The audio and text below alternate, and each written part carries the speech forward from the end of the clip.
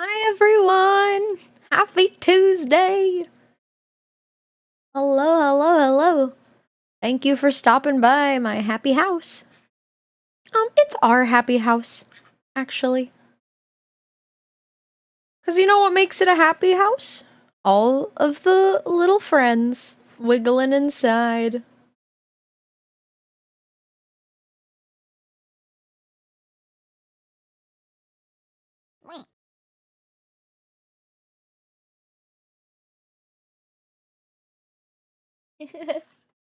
Oh, yes, so true. Hi. Hi. Hi. Oh. Hello. In a word, that's pretty sad. He was right in my face.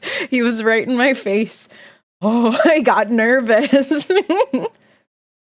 Hello. Hi. Hi, everybody. I wanted to say hi to everyone who said hi to me, because that's only right. I'm gonna say hello to Tummy. Hello, Macro Weasel. Hello, Antonio, the great man. Hello, Healing Mind. Hello, Squeaky. Hello, Shiny Doggy. Hello, Estrogen Blast. Hello, Anti-Guess. Hello, Almighty Rayzilla. Hello, Phoenix, who got first today, by the way. Good job on Phoenix getting first! Everyone has to say, good job, Phoenix! You got first! Hello, Ori! Hello, Raichus! Hello, Bones! I think, Bones, you're lurking. I hope you have a good lurk. Hello, Caleb! Hello, Doran! Hello, Plonging, my wonderful mod! And hello, Yuri! That's all we got so far. If anyone else wants to say hi, I got my waving hand out. I'll wave right at you. I'll wave right at you. That might be it, though.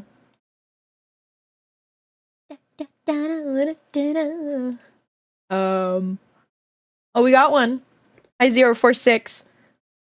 Hello, Princess Ami fan. Hi. Waving hand kind of getting lonely here. Why? No. This hand is not lonely. If it's feeling lonely, here's what I do. Mwah. Mwah.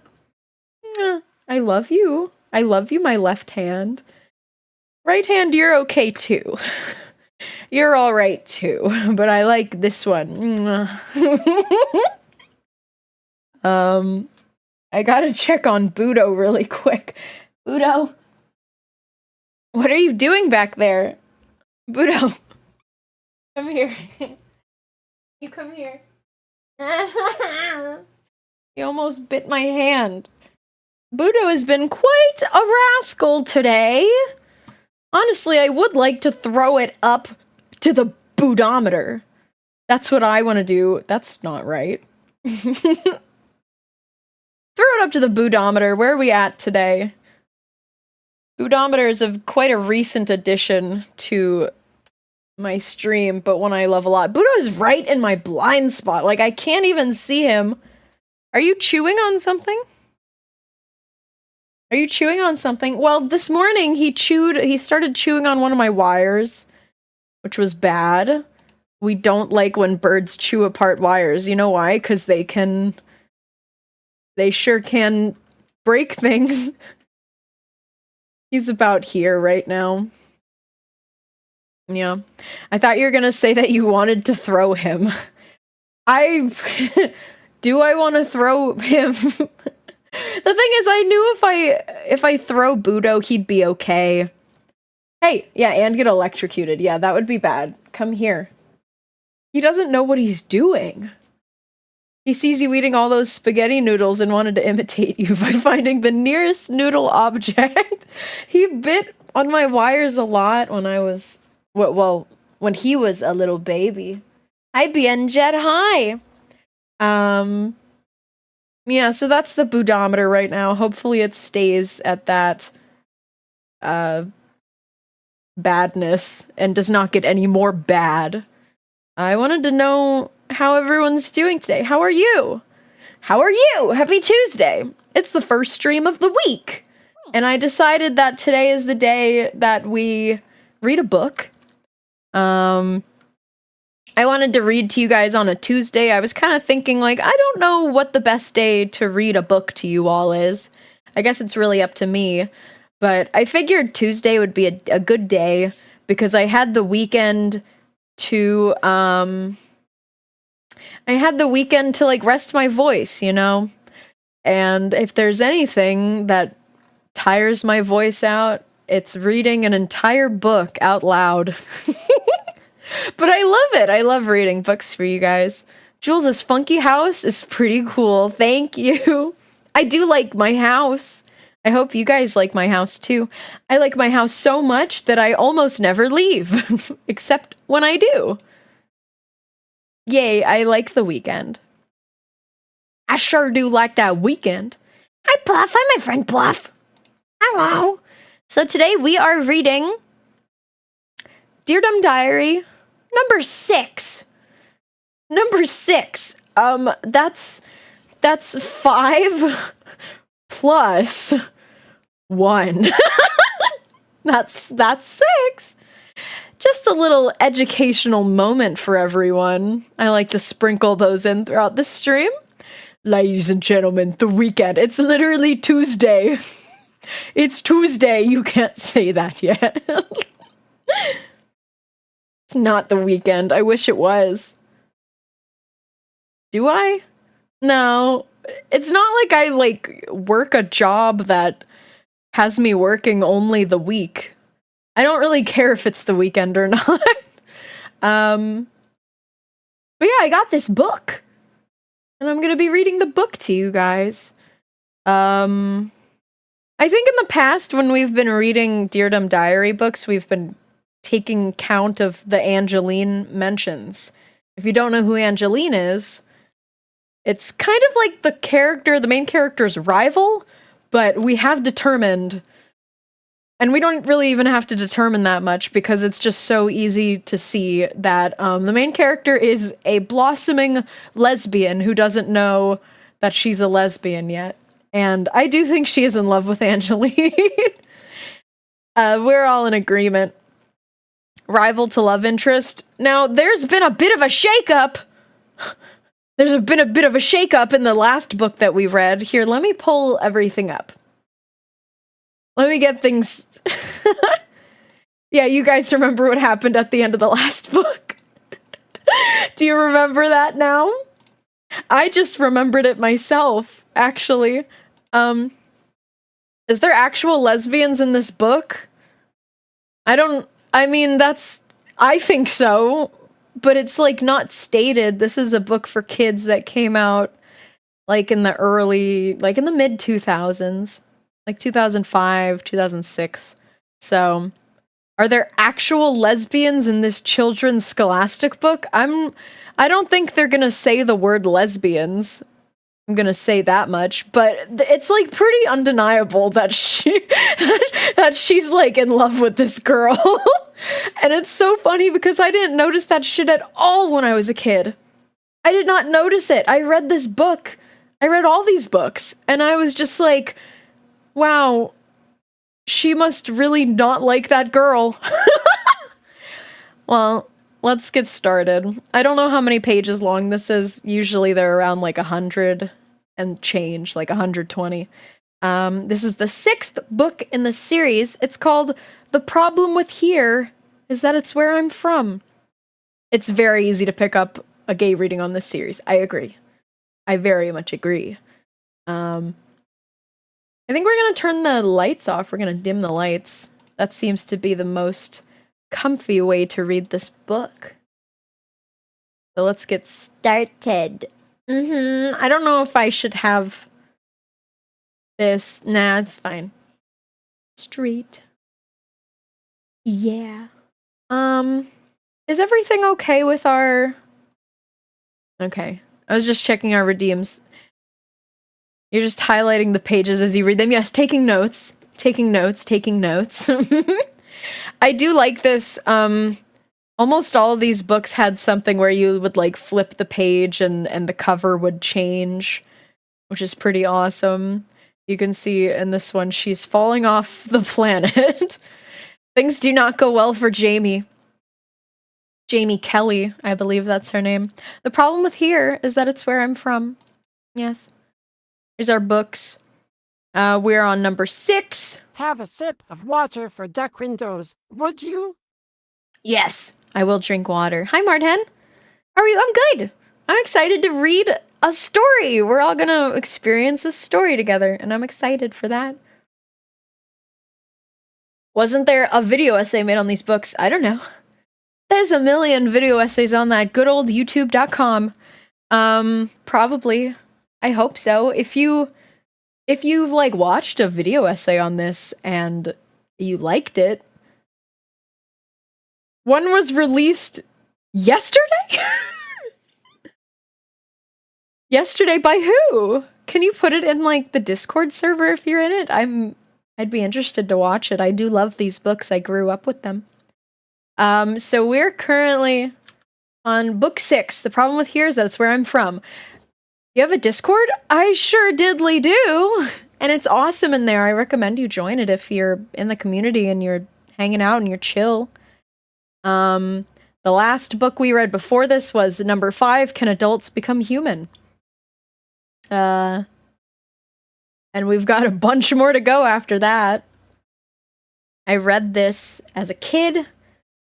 I had a lot of them, like, you know, I had physical paperback copies of all of them, and I remember reading this one a lot.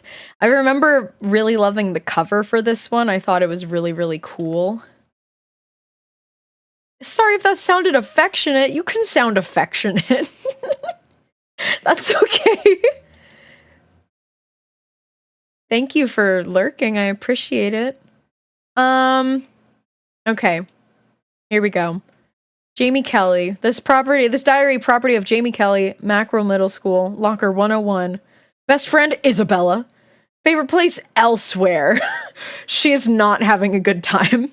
Favorite food, foreign flavored. Okay, I know what she's gonna want.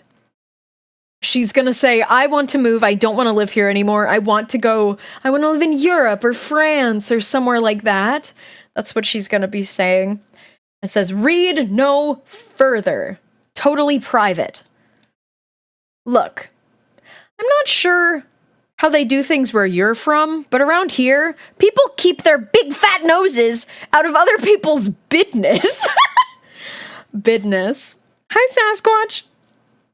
And then, of course, on the right page here, this isn't every book. It's usually changed a little tiny bit from book to book, but I really, really love this intro. It gives a good introduction to the character of Jamie Kelly. So here we go.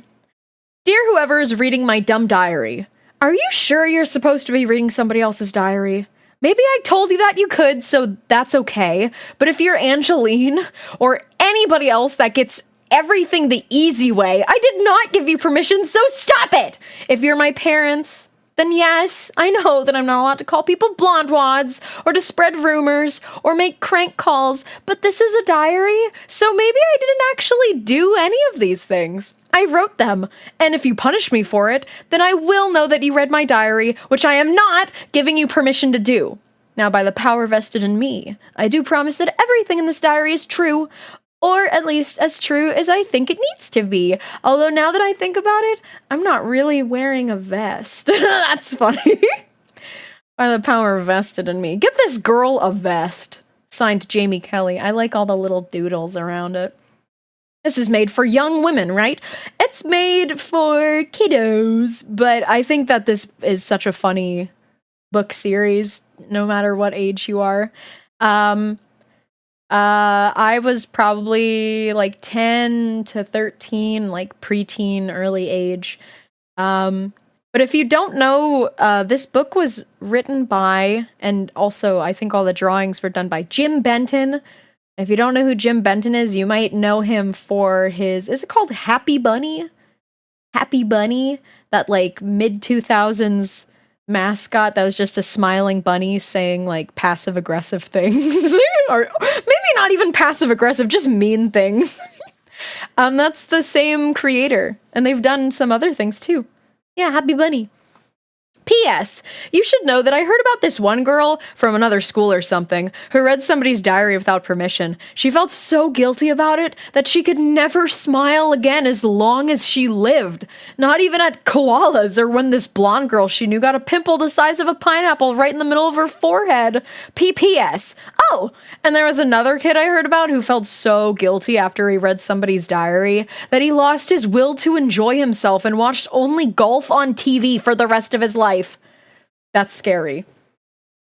Angeline Standen. Yeah, just like some generic blonde girl at another school.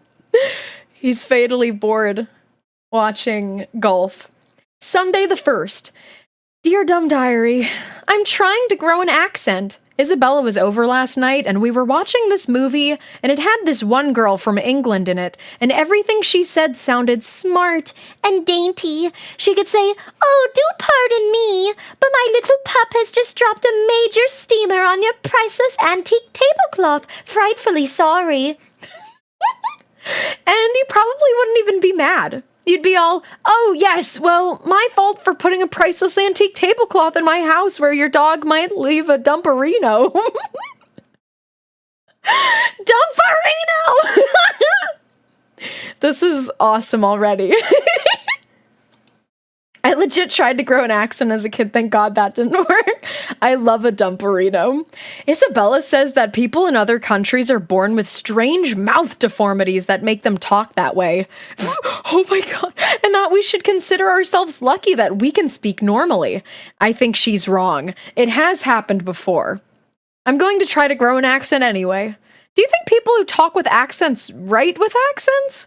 Isabella said she's heard Angeline speak Spanish or French or something.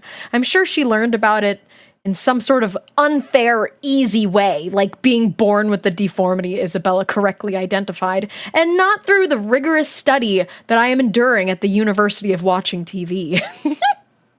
I studied at the University of Watching TV for a little bit, and what they don't tell you is you need to get those blue light blocking glasses or it is going to be rough for you. It's going to be rough.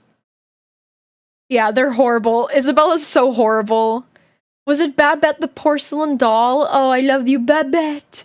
Oh, Babette. Yeah, she's horrible. You have to remember that they're in middle school.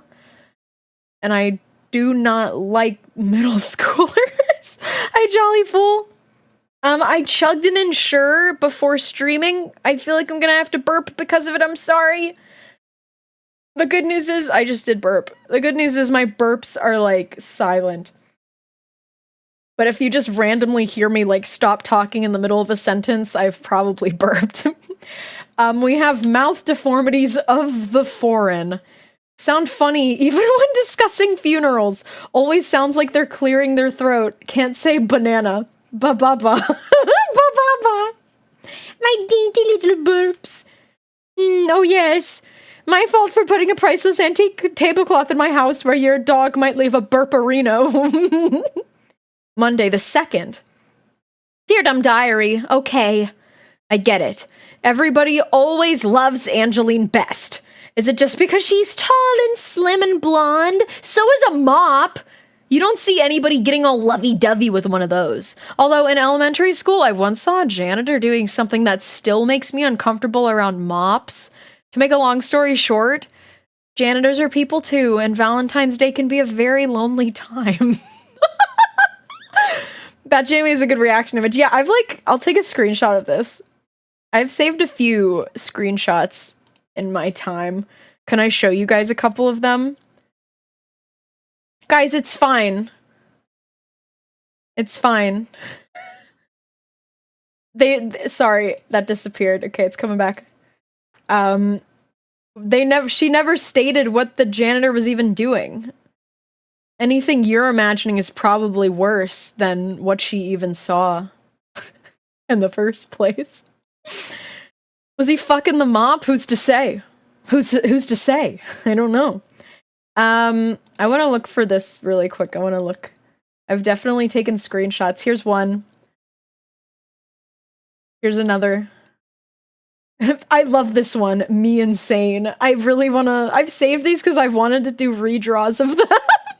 I love Me Insane. There's this one. My giant pulsating brain. Yeah, that one's really good. Really good. Middle schoolers are hella traumatic. It could have been anything. Yeah, we really have to remember that. Jamie Kelly is an unreliable narrator. This one is really, really good. I, like, need to do a redraw of this because I feel it sometimes, you know? Okay, let's continue. Today, they announced that later on this month, they would be handing out ballots so we can vote for people in categories like most artistic, funniest, and best friends. Of course, one of the categories is prettiest, and I overheard some people at lunch going, "Why don't they just print Angeline's name on the ballot for prettiest? Everybody knows she's going to win. She always wins." This is terribly unrealistic, because if a train tragically crashed into Angeline's face, we'd have a whole bunch of useless ballots in our hands. And I'm not just thinking of myself here. The train owner would have a bunch of smushed gorgeousness to wipe off the front of the train. He's using beauty remover. That's so silly. Isabella always wins for most clever, but she works really hard for that. And I always win for most artistic, and I work really hard for that too, often exposing myself to sequin fumes for hours on end. But not Angeline. She wins prettiest without even trying. It's just not fair that everything is so automatically easy for Angeline. She's saying this when she literally wins most artistic. Girl! I don't give a shit. I don't give a shit. She's like complaining when she literally always wins one of these categories. She is so insecure. Seriously, isn't it time we took a stand against the effortlessly beautiful? And let's observe these drawings. Spray entire population with brunette hair dye. Arrest people with freakishly attractive eyelashes. I have those, but I use eyelash growth serum. That shit works. If you get the right one. We're doing a sock scuffle! Pronging has started a sock scuffle. And if you guys want to take part, you have about 30 seconds. Maybe like 20 seconds to just say something, say anything in chat. Just send a little message. Well, anything that you're allowed to say. Hello! We have a raid coming in too. Hello, raiders! Say something in the chat if you want to join in our sock scuffle. It's Bowie! Hi! How was your stream? Welcome in, you little pigeon. Playing another Crab's Treasure. Incredible. I hope you've been having fun. Oh! We're reading a book today, and we've just started a sock scuffle, which is our battle royales. And you can see the socks are dropping down. Let's watch this thrilling battle take place. Okay. A lot of socks smacking, squiggling and smacking. How have you been? It's been too long. Hi, welcome in. I know it's been so long since I've seen you or heard from you or talked to you. Hello. I hope that your stream was so fun. How was it another Crab's Treasure? How is that game? I've never played like a Souls-like in my life, and that's the only one that I've had interest in. 'Cause it's cute and crabs are fun. But I have heard it's hard. So how have you been getting through that? I hope it's been awesome. There's only 3 left. We have Bienjet, who has a lot of health. Doran is about to get smacked into oblivion. Never mind! Doran just smacked Pretentiosaurus? Did I see that right? Into oblivion? But I don't know if Doran's gonna make it out of this one. Only a little sliver of health left. Yep. It's Bienjet. Won by a mile. Had so much health left. Good job. You are the last sock squiggling! Congrats. You got 500 lint. The game is fantastic, and I'm sure you would love it. Personally, I've been improving a lot in it, though I'm used to Souls games. Okay, yeah, I've never played one in my life. I have a couple friends who, like, have also never played a Souls, like, in their life, but have tried out the game. And maybe I'll get it sometime. I don't know. The amount of games that I'm, like, I have interest in versus games that I actually end up buying. For Lash Serum, does it discolor your lids? It's a good question. I don't know. I'm not sure. All I can say is my eyes look sexier. I think I have heard that before. Someone saying like, oh, it makes your eyelids darker. But it tints it yellow. I don't know. I kind of have like a yellowish, orangey undertone to my skin already, so I can't really tell. I do recommend it, but yeah, look into it, do your own research. I've used it for like many, many years on and off, and I really can tell a difference when I don't have it anymore. My eyelashes are so short and stubby, but they're kind of just like that by nature. All right. Well, for those who are just coming in from the raid, hi Bez! Only able to pop him in for a second. Hi. Hi. I hope that you are having a good day. We are reading a book called Dear Dumb Diary 4, and the name of this book is, oh my god, it's such a long title, I don't remember. I have to check the Discord to see. It is called The Problem with Here is That It's Where I'm From. She doesn't like it here. It's about Jamie Kelly. Let's go to the next page. Oh my god, that drawing. Jules' lash is down to the floor by now. Yes, this is the 6th book. Yes. Did I say something different? Really awesome drawing. Tuesday the 3rd. Dear Dumb Diary, Mr. Evans started us on another one of his famous projects today. He wants us to explore people and cultures through the different things they write. Then he asked us to throw ideas out there. Sally, of course, immediately had ideas. Sally, you may recall, Dumb Diary, is not homely enough to be as smart as she is, which I really think is a form of lying. If somebody is really intelligent, it would be polite if they would ugly it up a bit before they left the house. Because of her smartness, Sally immediately said she'd like to study song lyrics, which was pure genius because all she'll have to do is listen to music. Mr. Evans asked for somebody to partner with her, and then chose Anika, which probably makes sense because she has more songs in her iPod than anybody else. This has Captain Underpants vibes. I agree, I love Captain Underpants. I peed. She has more songs in her iPod than anybody else. Her collection is so impressive that the first time I saw it, I peed. Not really. Just a little joke there. I could have said I pooed, but I thought that would be too disgusting. Just a little joke there. I love that. Can you tell that this is where I got a lot of my humor from? Can you tell? Margaret said that she wanted to study poems, and Mr. Evans asked if anybody wanted to partner with her on that. Only Tuckwinif, that ugly kid whose name I forget, raised his hand, which would have horrified most girls, but Margaret totally smiled. Kind of romantic, right? Love is weird, because even though Margaret is sort of gross, chews pencils, burps super loud, and Tuckwinif is sort of gross, dirty nails, lunch always smells like wet bologna, the fact that the two of them really have feelings for each other makes them somehow seem 11 times grosser. Just a little educational moment.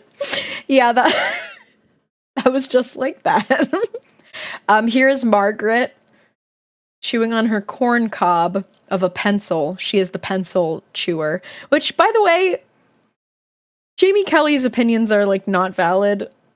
I could see how one would think that chewing pencils is gross, but I used to be a pencil chewer. I was like an on and off pencil chewer, and it really does have a nice texture to it, like sinking your teeth into some soft pencil wood and leaving the little indentations. I would chew on a pencil right now if someone gave me one. I have to give Margaret a little credit here. Her beaver-like behavior has resulted in an ability to gnaw crude shapes out of pencils, which I guess makes her a sculptor, if anybody is looking for teensy, spitty totem poles. Of course, Angeline also thinks pretty fast on her feet, because they are tiny and dainty, and more like what podiatrists call hooves anyway. She said she'd like to study graffiti, in case you didn't know, Dumb Diary. Graffiti is all the stuff people write on walls. Dumb idea, right? But here's the thing. I knew in 1 second Mr. Evans was going to ask for a partner to volunteer, and in 2 seconds, every hand in the room would go up. And Angeline, who has nothing but very easy triumphs, would triumph again, triumphantly. So I dumbly did the only dumb thing I could dumbly do. I took a stand. Oh shit. I blurted out, "Aw, I was going to say that," and Evans did exactly what I knew he would do. He paired us up. It all happened before I knew it. The next time I think about taking a stand, I'm going to take a nap instead. That's so funny. Look at them. Look at the little birdie on her shoulder. Okay, so here's the problem, chat. Smart chat. This is Dumb Diary, and you all are smart chat. I don't know if I like that. They like it, like she calls her beautiful every second. There's like, she mentions Angeline like 100 times, 1,000 times in all of the books, and she's like, she's so beautiful and smart and pretty, and it's not fair, and her hair is the beautiful color of golden locks. And it's like, okay, you're in love with her, right? But then at the end of the last book, it was revealed that, or not revealed, but it came to a point that Angeline's uncle has married Jamie's aunt.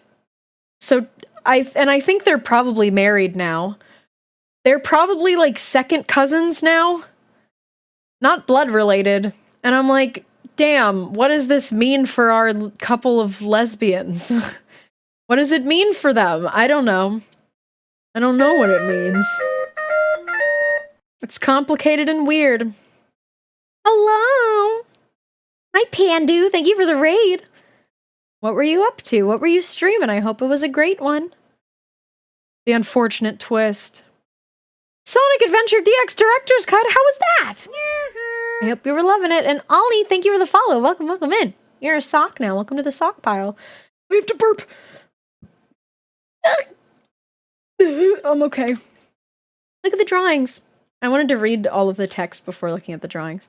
You mean to tell me the lesbians are not real? I feel like they're real, but I don't know. Raidermonium, welcome. We played Tails playthrough.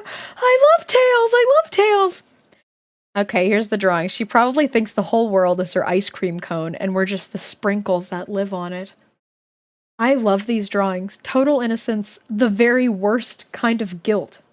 Guilt! Do you know that video of Gonzo just looking to the camera and going, guilt? That's one of my favorite videos.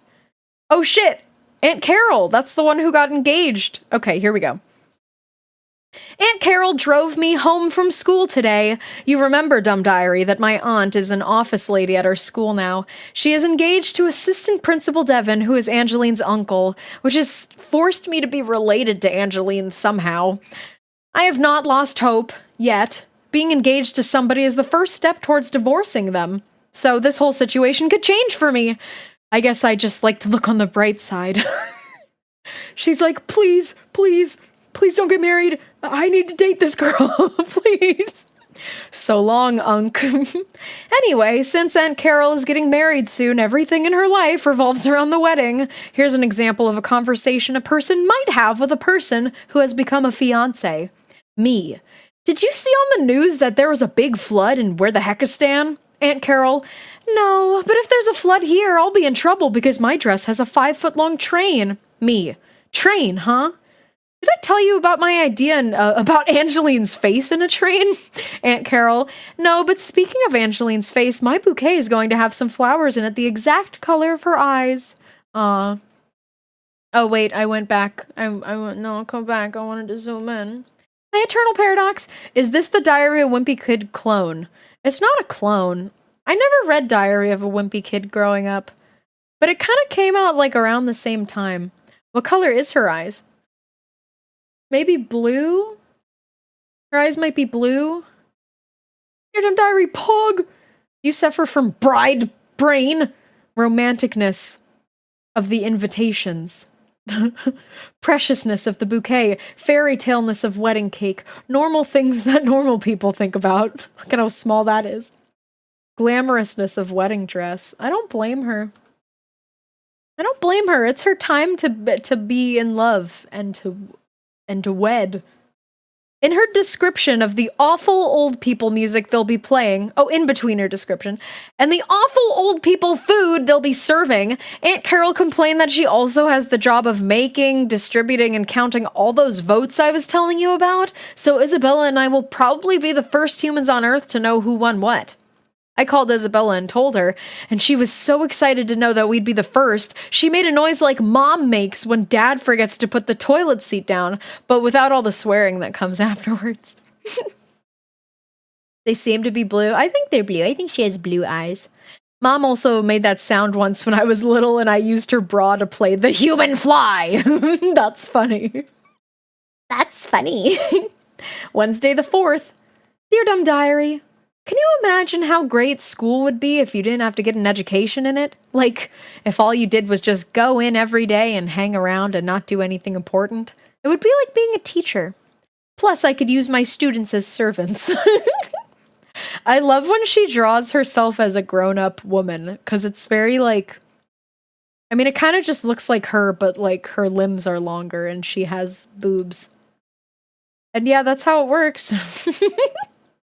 I looked around for some accent stuff on TV tonight, and I found one show where the people had French accents. The French accents made everything sound like you might like to eat it. Like, if you see the words pie a la mode in a restaurant, that means pie with ice cream. Doesn't that sound good? Here's another. Head lice a la mode. That means you have head lice, but at least you get to have ice cream. Doesn't that sound better than just having head lice? Objectively, yes. Well, as long as the head lice aren't in the ice cream, that would be worse, because then you'd have head lice, but you wouldn't get to eat the ice cream. I mean, unless you're, like, very brave and stupid, then you would eat the ice cream. There's zit, and then le pimple à la face. Lice cream, yummy! Also, it's amazing that the dogs in Paris actually understand French. It took us 3 years to teach Stinker not to go wee-wee on the rug. I can't imagine how hard it is to teach dogs a foreign language. Maybe I'll try to teach Stinker a couple of French words, although I probably won't start with wee-wee. That's pronounced wee-wee, Dumb Diary. That's how French people say yes, which just has to make them all laugh all the time. Ice cream, my favorite. I like ice cream. I'm out of ice cream. I ate the rest of it yesterday. Sad times for me. I went grocery shopping on Sunday, and I didn't even get ice cream because I was like, I'll be fine. I still have ice cream. I'm out of ice cream too. That's so sad. Hi, Coyote Gundam. Hi. Like, you could be all, oh, officer, was it my whole family in the house? Oh, was my whole family in the house when the meteor hit it? And he'd be all like, wee wee. And then the two of you would just laugh and laugh. Oh, French people. I just love how foreign you are. She is so, like, stupid. This girl is so stupid! French people probably ballet everywhere they go. She's so stupid. She's, like, so ignorant. And stupid. Stupid Jamie. Dear Dumb Diary, Meatloaf Day. Thursday, of course. Thursday is always Meatloaf Day. If you buy your lunch at school, lunchroom monitor Bruntford is there to make you eat the meatloaf, in spite of the fact that she smells like baked armpit. Our opinions of Miss Bruntford has changed, I guess. She's still as mean and nasty as, let's say, a cow with thingies that could shoot flames at you. Thingies? Thingies? A cow with thingies. She's so stupid. What did she mean by that? Like her udders? Like udders that can shoot flames, I suppose. But when Miss Anderson was in love with with Aunt Carol's fiance, Miss Bruntford did go out of her way to destroy Miss Anderson's hopes and dreams, so in some ways, she's still really, really nice. Her cow thingies. She's so silly. And then we have a little asterisk. She doesn't know what flamethrowers are called, or udders, either. She doesn't know what anything is called. She doesn't know what French people are called. Hi, Patrick. Hi!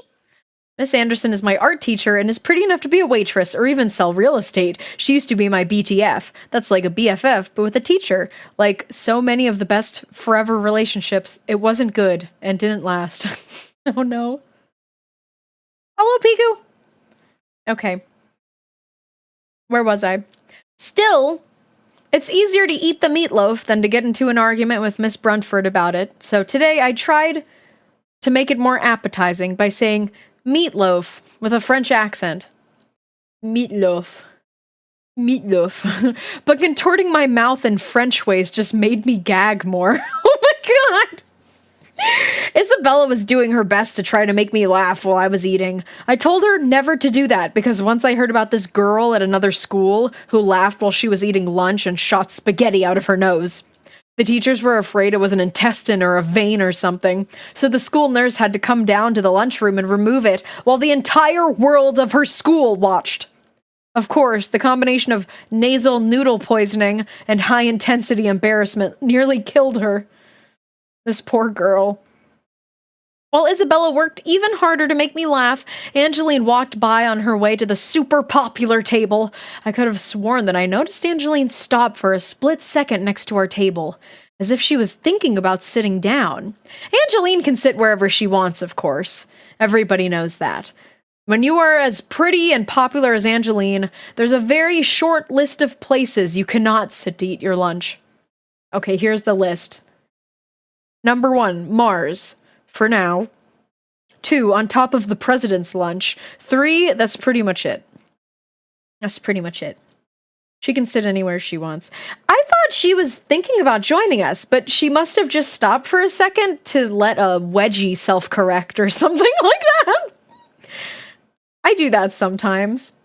Sometimes you gotta, like, wiggle your hips in a way to get the underwear wedged out of your butt crack. Isabella says that super attractive people don't get the sort of wedgies that require you to go in after them, like a rescue team saving a puppy stuck in a cave. They have the ability to gracefully flex their heinies in such a way that their butt, like, spits out the underpants, which sounds horrible and magnificent at the same time. God, that's so funny. Skibidi dop dop dop, yes, yes. Yes, yes. Angeline's favorite lunch. Flower petals with glitter and perfume, probably. Why'd you say butt crack with so much oomph? Because it's funny. Why does anyone do anything? It's funny. It's funny. She's spitting out her undies. After lunch, we stopped by the office to see Aunt Carol and listen to her blabber on about her wedding dress and shoes and veil and all that junk. Isabella mentioned that the wedding was coming up so fast that she would be surprised if everything was ready in time. I think this freaked out Aunt Carol a little because she grabbed a calendar and showed it to Isabella and told her that she had plenty of time. What if this book come out in Skibidi Toilet era? What, like in the last year? I don't know. It would probably make a lot more COVID jokes. I don't know. Then she told Isabella again that she had plenty of time, and she told me. She told us both a couple more times, and then she actually told the calendar that she had plenty of time, but it almost sounded like she was begging the calendar instead of telling it. Nice one, Isabella. Seriously, what were you thinking? That's horrible. Isabella is so evil and diabolical. Oh, I'm surprised if everything would get done in time. Say that to the woman who's planning her own wedding. She's going through it. It's Friday the 6th. Dear Dumb Diary, beautiful, glorious news! Today they told us that something went stinkfully wrong with the heating or ventilation system or something over at Wodehouse Middle School. Supposedly it's some kind of horrible odor, maybe even poisonous. You have plenty of time. Wow. Wow. Supposedly it's some kind of horrible odor, maybe even poisonous, since they think it's going to take weeks to repair. They're busing the kids to different nearby schools, and Mackerel Middle School is one of them. I'm thrilled that foreigners are coming. I love people who aren't from here. Dude, they like live in your same state and your same county. And she's gonna be like, oh, they're like French people. She's horrible. Yeah, no, someone farted so big that it stinked up the whole school and they had to evacuate. I love people who aren't from here, and I'll bet they're all pretty excited that they're not from here, too. I know that if I was not from here, I'd be pretty excited. Not the French! Shut it down! I mean, the only problem with here is that it's where I'm from. She said it. That's the name of the book. And they're not from here, so I know I already like that about them. They're only a few miles away, but I wonder if they'll have accents. She's so dumb. I burped. England is only a few inches from France, and they have different accents. See? She drew it for us. She illustrated how close they are. Just a few inches, like on a map. Yeah. Oh, this is a classic drawing. Hi, Hellhound. Hellhound, we haven't been counting the Angeline mentions. Because you weren't here. It's okay, though. Isabella is suspicious of the Wodehouse kids, and I think that they will probably... Oh, and thinks that they will probably take our stuff. Isabella has mean older brothers, so she has grown up thinking that somebody is always going to take her stuff or throw a booger at her. I have, but take a spoonful of salt with it. Oh, you've been counting pretentious words? It's okay. Even if you have been trying your best to get them all, that makes me very happy. I was too lazy to mark them down. That's okay. This may be why Isabella wrongfully believes that every place else is worse than here, and I rightfully know that every place is better, except those places with weird laws like you can't dance with a monkey or wear high heels. We both agree that those places are worse. Isabella and I on a crime spree. I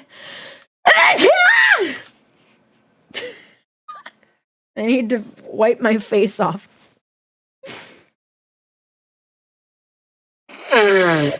Thank you. Thank you for the blessings. Imagine if Footloose involved dancing with a monkey. Platonically. How else would you dance with a monkey? I love this drawing very, very much. I remember this drawing well. Thank you for the blessings. Aunt Carol came over for a while tonight to visit Mom. She discovered some weight loss pamphlets on her desk, and she was all upset that maybe somebody was telling her that she was gaining weight and now won't fit into her wedding dress. We all told her that it was just somebody who was all jealous of her wedding. Isabella was over for dinner tonight, so thankfully she was on hand to cheer up Aunt Carol by telling her about her cousin, who was so big that they just stitched 2 wedding dresses together. She's lying. What is it called? It's just called sewing. I don't think that's how it works. Hello, Bumble. Oh, wait, Bumble's saying hi to Pronging, not me. Carry on, carry on. Can someone please edit Bug and Mott dancing with that monkey? Here's the thing is, I don't know if that would be editing. I think that would be drawing an entire piece of artwork. Hi, Bumble. Where was I? She said she could get Aunt Carol the name of the dressmakers who did it, and that they also make tents in case Aunt Carol is thinking about going camping for her honeymoon. Isabella always has the answers. I guess I'm pretty lucky that we're best friends. It's also lucky that when Isabella is over for dinner, Dad insists that we get pizza or something like that because it's difficult to predict how non-family members will medically react to Mom's cooking. Once Mom's pork chops made a lady's head throw up its hair. I don't believe that. Can food make you go bald? Can food make you go bald? Not just in one meal. Just for one meal. Can someone edit their credit card information into my brain? Thanks. You're funny. Isabella and I tried to teach Stinker some foreign words after dinner. Stinker hates cats, so I said gato, which is the Spanish word I know. Oh, which is the one Spanish word I know. It means cat, but he didn't do anything. So Isabella thinks he might be deaf. They're so fucking stupid. These kids are so fucking stupid. She tried the one bit of sign language she knows, which also happens to be cat. Stinker sniffed the air, which she said proves he's deaf because he was sniffing for a cat. Made me banned. Made you banned? Banned from what? Based on what? Oh, you ate the ball? Okay, no, I got this. One time I ate bald soup and it made me bald. Okay, in that case, it was doing what it's supposed to do. Everything as normal. So I'm looking at the cover for book 6 and I see Angelina as the sun. And I'm like, this girl's so far in the closet, she's digging a hole. She's so far in that she's making the closet bigger to make herself more comfortable inside of it. Bald soup is good, though. Yummy, yummy. Bald soup.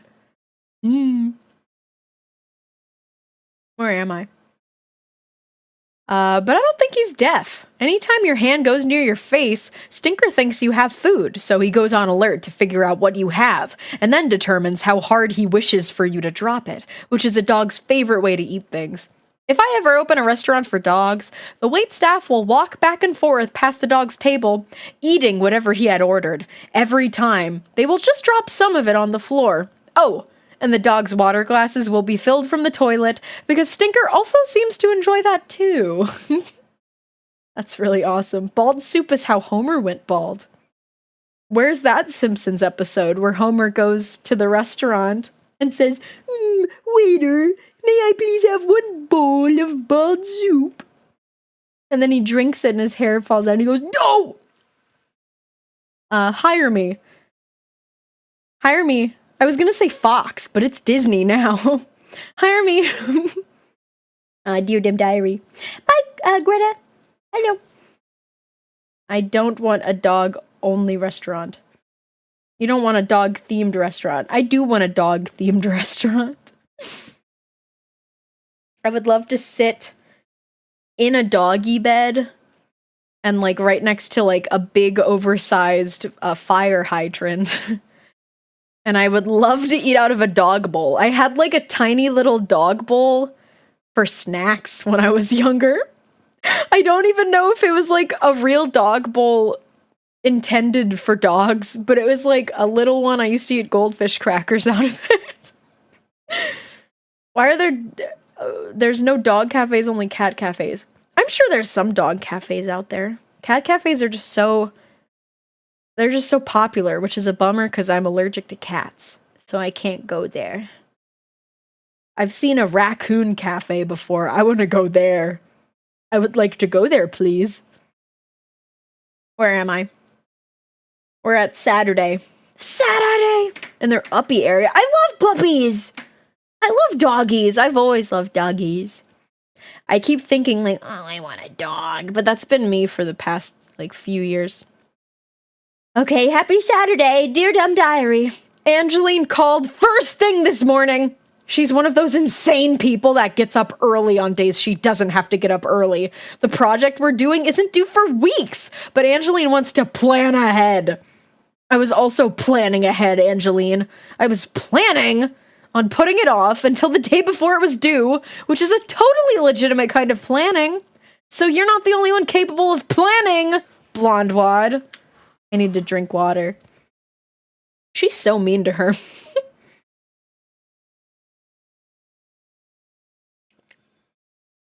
Blonde Wad. Anyway, Angelina's a parent whisperer. One of those people that can talk to parents and understand their odd language. She told Mom all about the project, so now, of course, Mom will be on my back until it's done. She also told my mom about the plan she had for us today, and how she and her mom would be by in a while to pick me up, to go take pictures of graffiti somewhere. Oh. Angeline's mom, you might remember, Dumb Diary, looks a lot like Angeline, you know, after Angeline is deformed into a mom, but has hair that is even worse than mine. She and Angeline seem to have a very strange mother-daughter relationship in which they talk nicely to each other. What's that about, right? What is wrong with her? She's so deranged. I love how unreliable of a narrator she is. Dude, these drawings are like so iconic to me. I remember a lot of these. The memories are coming back. Yeah, she's mean because her feelings are confused. They have a dog cafe near you, Phoenix? Oh, I'm burping again.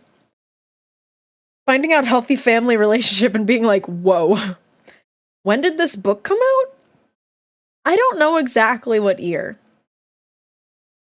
I think like 2007. That's my guess. 2006. 2008.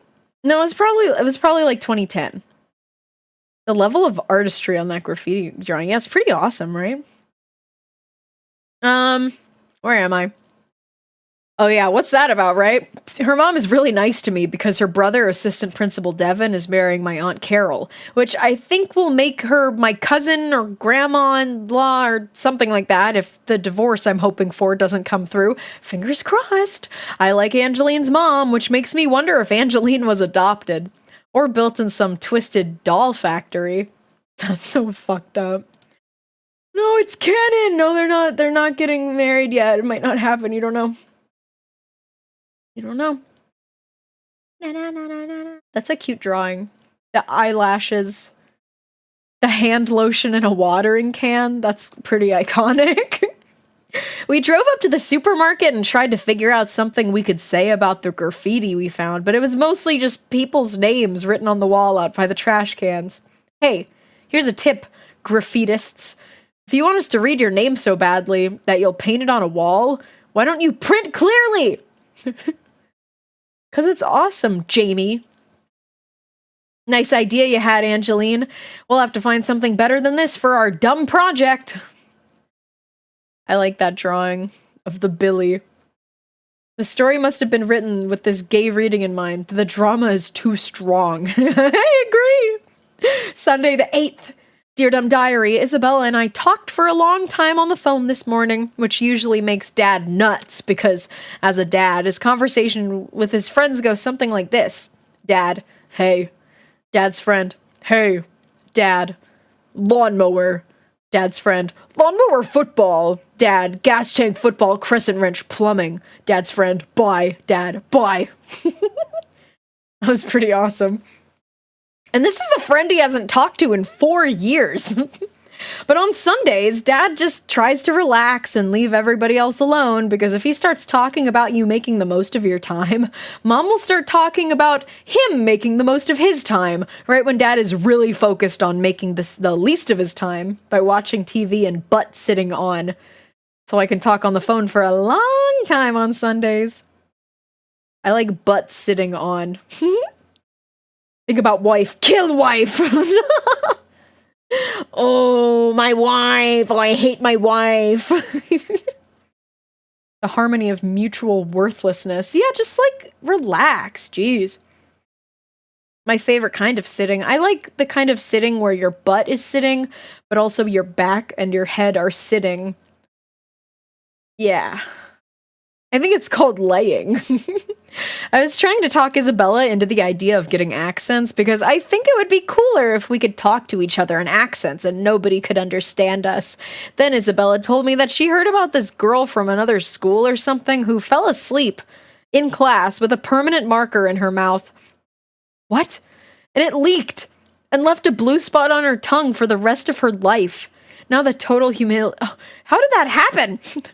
I think that I would be more scared about, like, getting poisoned by some sort of, like, marker chemical than just my tongue being stained, I guess. This is from the era where people talked on the telephone just for talking. It was a beautiful time. Just kidding. I like texting more. When the wife won't let you butt sit, let me sit on my butt.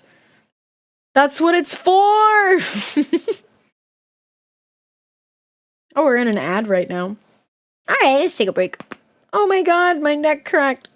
It happened again. How are we liking it? How's everyone doing? How's everyone doing? I hope everyone's having a good day. Drink water for elusive_mighty_phoenix. Just don't get me wet. Thank you very much. I will drink water. I grabbed some Oreos. What kind? Original? Double stuffed? Triple stuffed? Golden? Peanut butter? A golden double stuffed? Golden triple stuffed? The mint one? Hey, it's cracking time. Stretch for duck windows. Okay. I already cracked my neck. Don't neck crack. I already did it. Also, I'm gonna keep doing it. If it doesn't happen on its own, it's gonna happen when I just, like, turn my neck.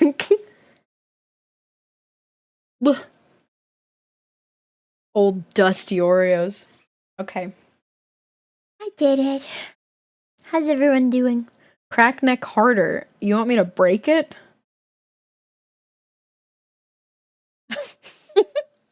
I'm not cracking it harder. Sometimes I get scared that I'm cracking it too hard and I'm gonna end up, like, literally breaking my own neck and then dying. But I don't crack it that hard. Don't you worry about me. Wah, wah, wah, wah, wah. I love sitting here in silence, but I guess that's for when I'm not streaming.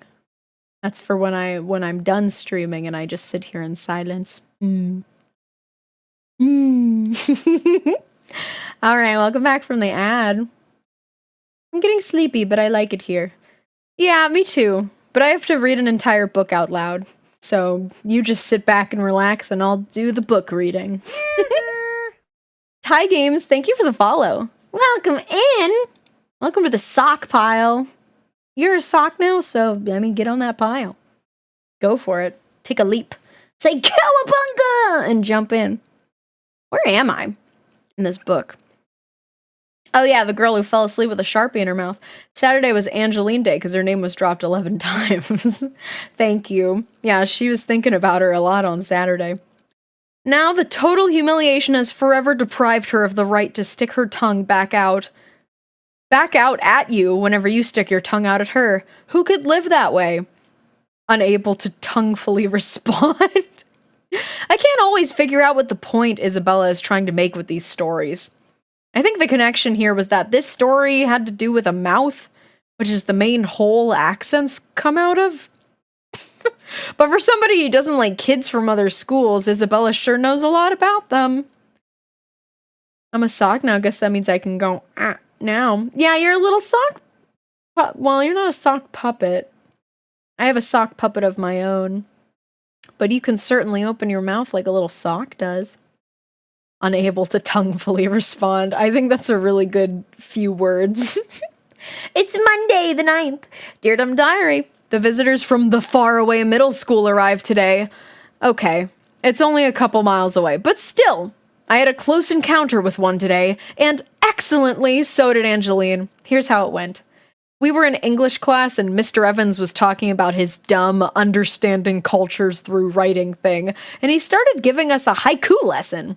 A haiku is a traditional Japanese 3-line poem that has 5 syllables in the first line, 7 in the next line, and then 5 in the last line, which is useful to know in case you ever find yourself in a position where you're inspired to write a beautiful poem, but you can't be bothered to spend any more than 17 syllables on the project. So Mr. Evans read us a few, and I guess they're kind of pretty. Most of them seem to be about flowers and birds. Then he asked us to write one, but he only gave us a couple minutes. I really don't think it was fair to make us read them aloud, but he did. Anyway, this was mine. Dude, I'm gonna have to read what this says in Japanese after. 5 syllables here, and now you got 7 more. And now 5. Happy? That's funny. What does it say? It says like, I never know if that's she or tsu. I guess it's she because there's little things that says Zimu Banton. I don't know what she said. Zimu Banton. No. Yeah, this is like a cool drawing though. She's kind of popping off. It's true. Like, I definitely read these books as a kid, and then I would go back just to, like, stare at the art. Pogging in the drawing on the right. Is that Jamie? Oh my god. Well, I don't know. We have to get to it. Jamie Pog. When Evans is angry, he pumps extra blood through his face so that his big, ugly head vein throbs at you. He gave me a couple of throbs and then called on Angeline. This, unfortunately, was her haiku. The sparrow's music is brighter and lovelier than festive feathers. I got a little round of applause, of course, because even Angeline's intestinal gas would get a little round of applause. But before they could all erect a big gold statue to the memory of how excellent Angeline's haiku was, a girl in the back, one I had not noticed when I came in, raised her hand. She was one of the new Wodehouse middle school kids, and Mr. Evans called on her. Yes, Colette. That's right, dear Dumb Diary. Colette. That's a French name, which means it sounds 25% more attractive than a non-French name, like if her name was Barney. And get this, she's prettier than Angeline. Oh my god.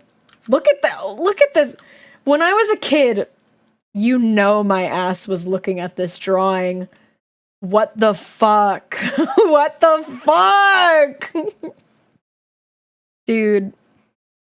Now she's in love with Colette. Yeah, look at the way she draws her. Barney? Yes. Colette is a more attractive name than Barney, but not a funnier name. The hole in the closet gets deeper. Aren't Jamie and Angeline French names too? Yeah, Angeline, like, does sound like a French name. There's no way this girl is straight. I agree. I agree. And get this, she's prettier than Angeline. A lot prettier. And she's doing it without the unfair advantage of blonde hair. In fact, Colette's hair is black. It's as black and silky and shiny as if you crossed a puppy with a unicorn and gave it black hair. Okay, that particular animal didn't come out as attractive as I thought it might. Anyway, Colette has really pretty French-looking hair. This was her haiku. Hey bird, thanks loads, but your song won't make up for the bird poo on our car. Oh my god, she's awesome. Colette's haiku got an applause and a laugh. I think she was really aiming it directly at Angeline, because right on the last line I saw her look straight at Angeline and smile, but not a nice smile.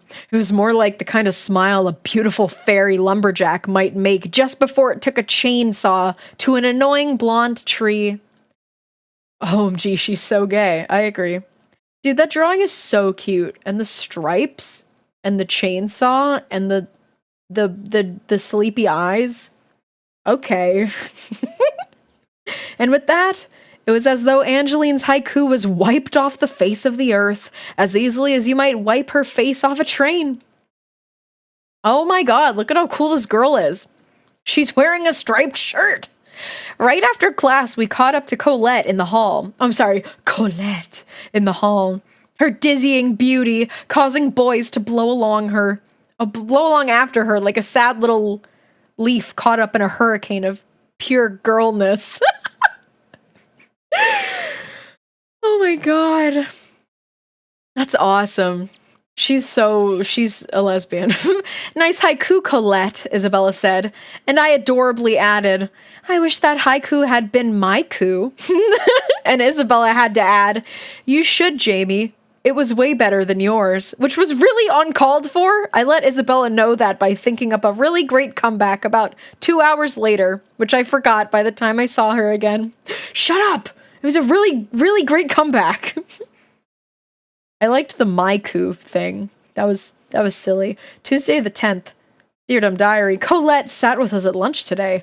The name Colette is French, so I guess I wasn't surprised to see her eating French fries. I asked her if she had French toast for breakfast, and then almost immediately regretted it because she looked at me like I look at my little cousin when I see him putting something in his nose. Yeah, you deserved being looked at by that. The, like, crowd of boys behind her. Oh no.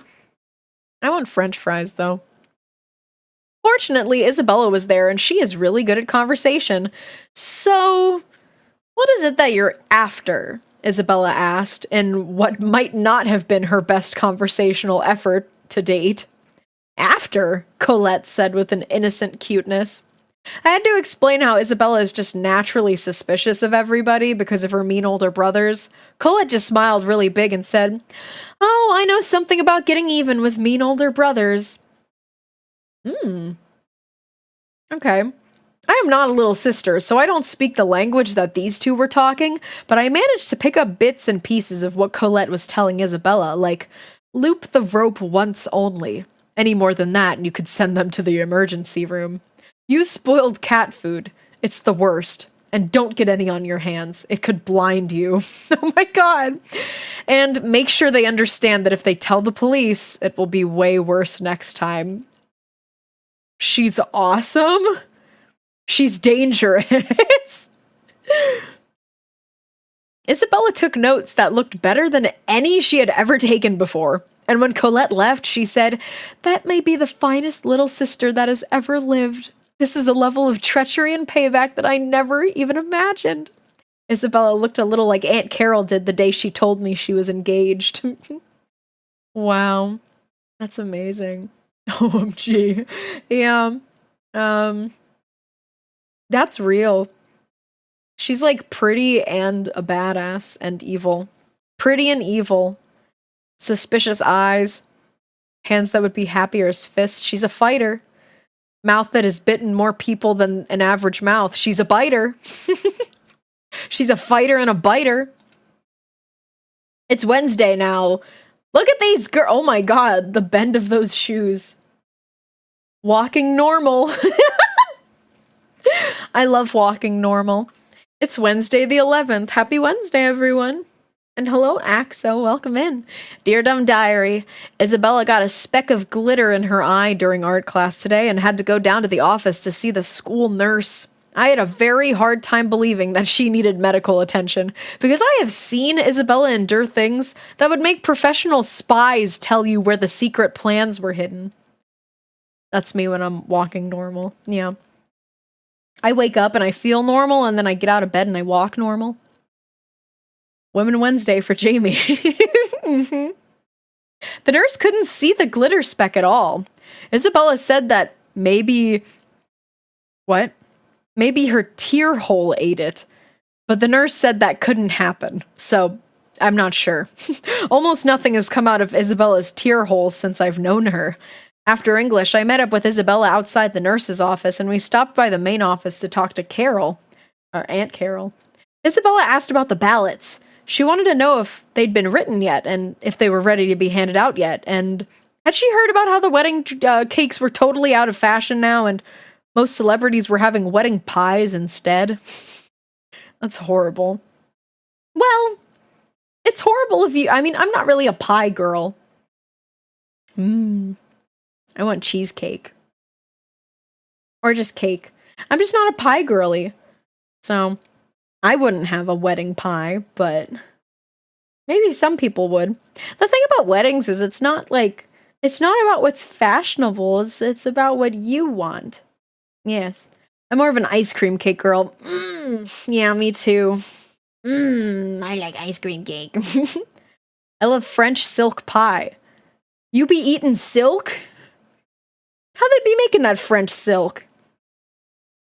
Aunt Carol had not done anything about the voting stuff yet, and Isabella was the second girl to ask her today if she wanted to... Oh, and she wanted to know exactly where Isabella heard that wedding cakes were no longer in. Isabella couldn't remember, but she thinks it was on the news or in the papers or online. Maybe all three. I thought it was pretty helpful, but Aunt Carol acted all mad like it was Isabella's fault that the fashion world had lost interest in cake. Not exactly a news flash.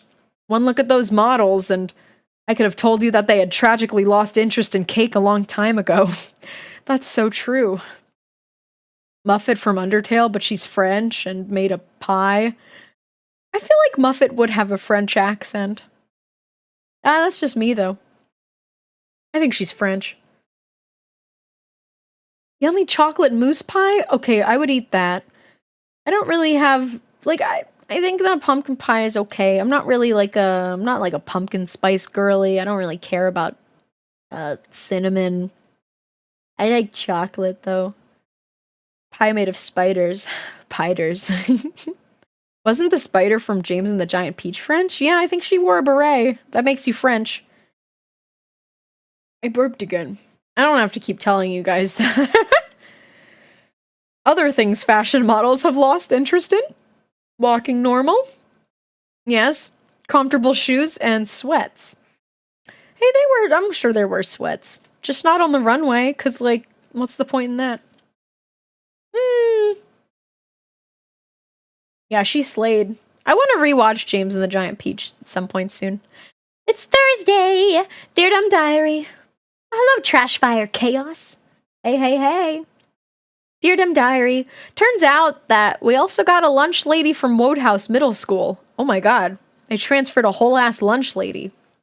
The lunch and the lady. Today she made the best school lunch that has ever been served in Mackerel Middle School. It was called beef pate. That's pronounced pate, which might be French for meatloaf, if Isabella is right. I don't think it's right. I don't know. I don't know enough about pate. I don't really trust Isabella at all anymore.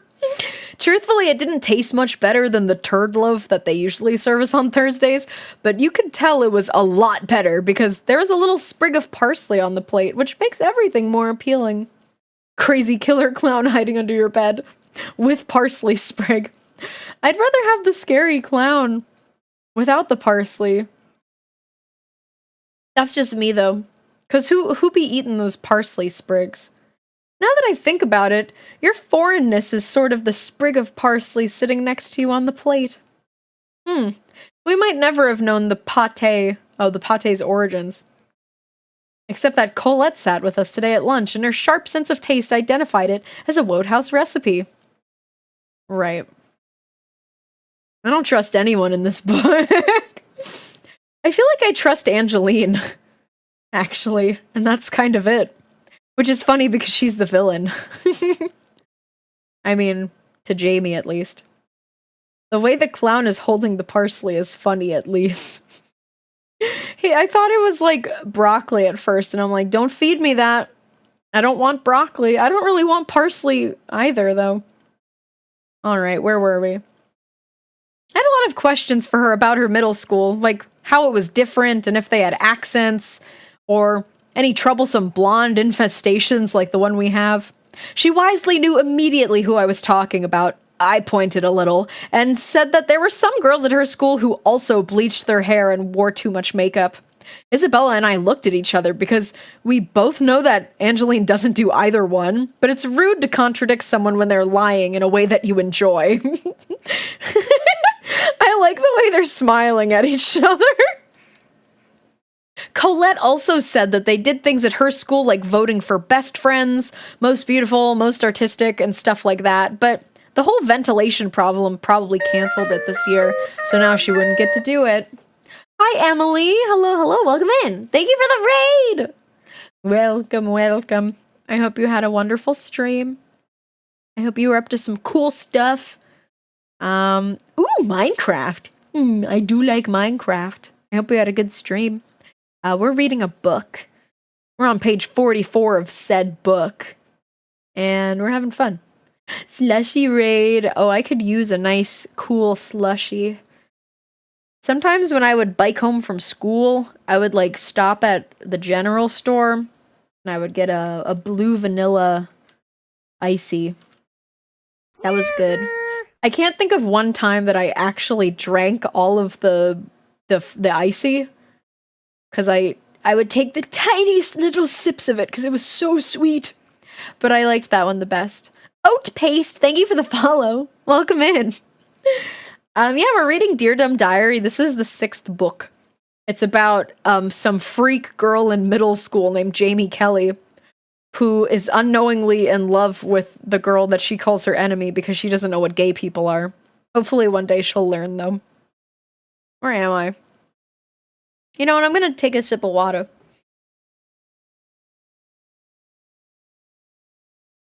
You watched people get obliterated in arena fights. That's fun. There's so many fun things you can do in Minecraft.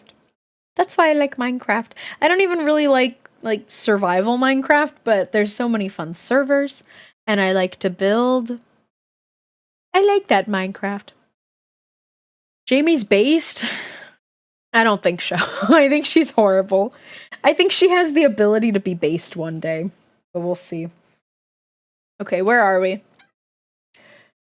Isabella told her not to worry. She said that the voting in Mackerel Middle School would include the kids that are here temporarily from Wodehouse.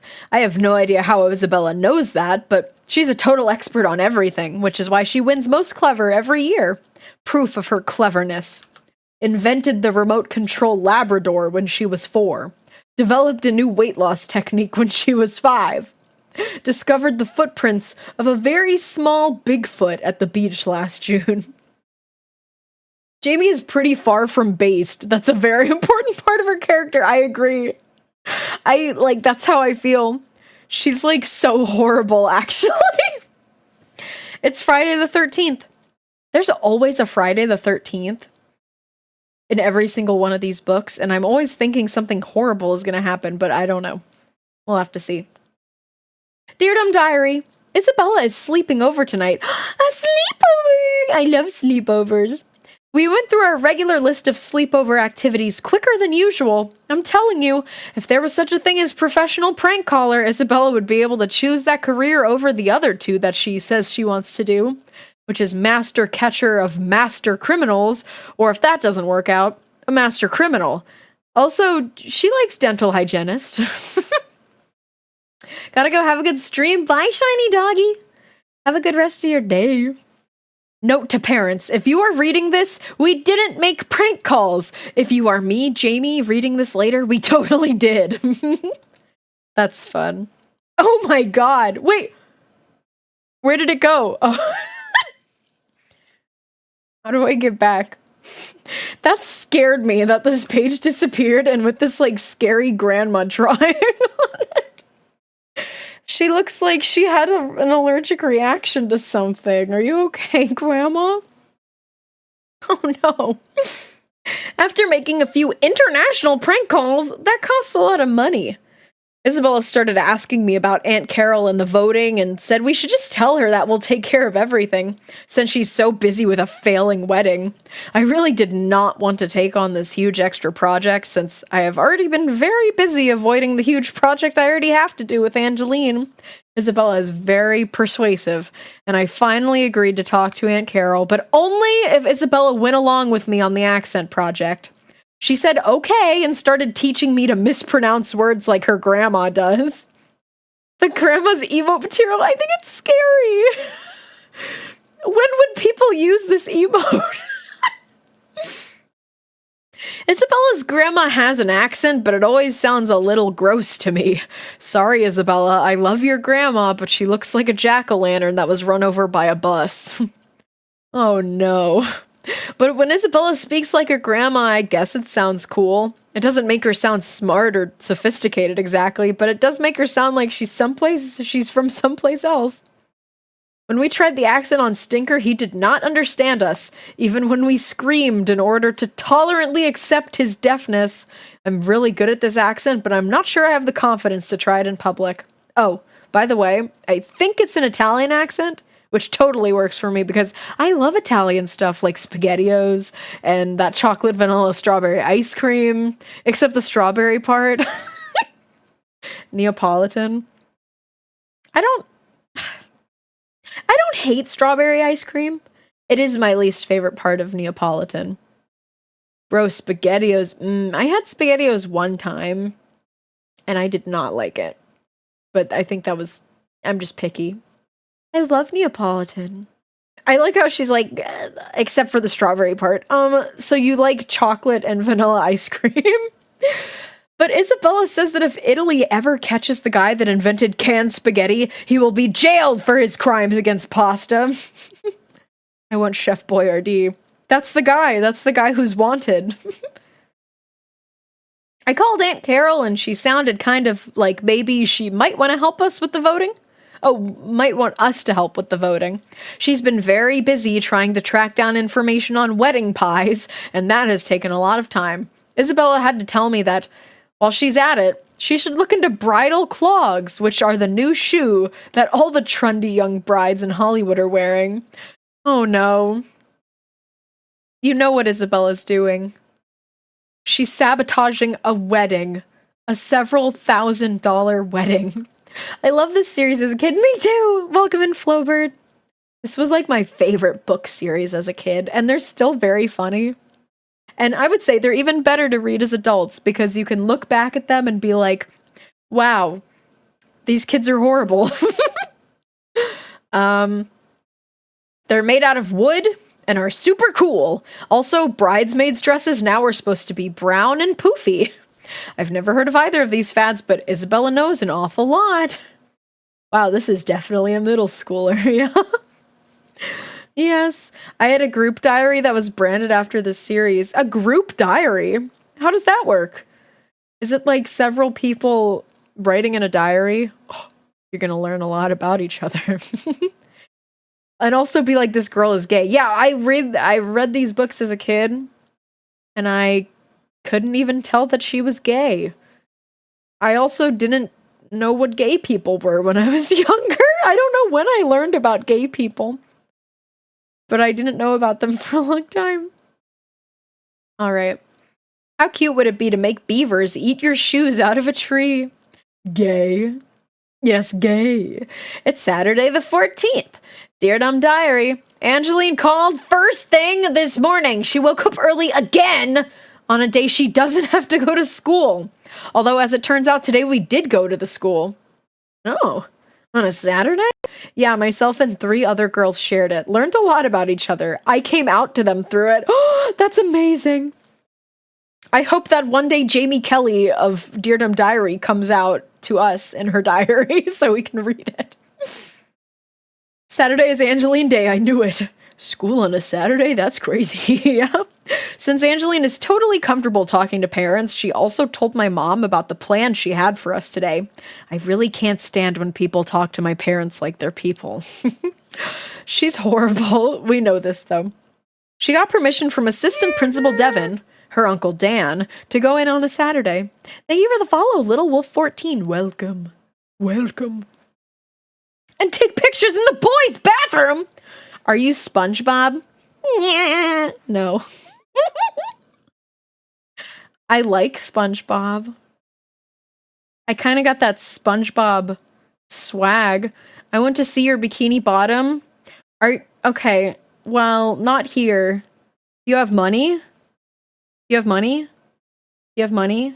Are you gonna pay me? Are you gonna pay me? Are you gonna give me money? Are you gonna give me money? Are you gonna give me money? Are you gonna give me money? Are you gonna give me $30? Yeah. Well, then do some research. Do some research. I'm not telling you shit. Also, people do not like that when you come into places and start flirting with them. You're so lucky that I'm so cool. Break their kneecaps, my liege! Oh, I don't fucking care. Sure, go yeah, sure, go for it. Yeah, break their kneecaps, have a little fun. Get the baseball bat. Where am I? Oh yeah, they're going to the... Wait, why did you just add us? Use Google? You love adding your little 7 TV emotes. Send them to the Shadow Realm! Blood, blood! They've just been timed out. They're not banned, so let's see. See what they think. Don't let the little gingerbread man on the sign fool you. It does not smell like a bakery in there. Oh no. That's horrible. That's right. As if regular public graffiti wasn't stupid enough, today she wanted to understand the culture of boys by taking pictures of the things they write on their stinky walls. I was totally going to refuse, based on the weapons-grade grossness of boys' toilets, but Isabella overheard everything and insisted on going with us. Dude, I would too. If I had the opportunity to go into a men's bathroom, which I have before. I don't remember why. I don't know if it was like an accident or what.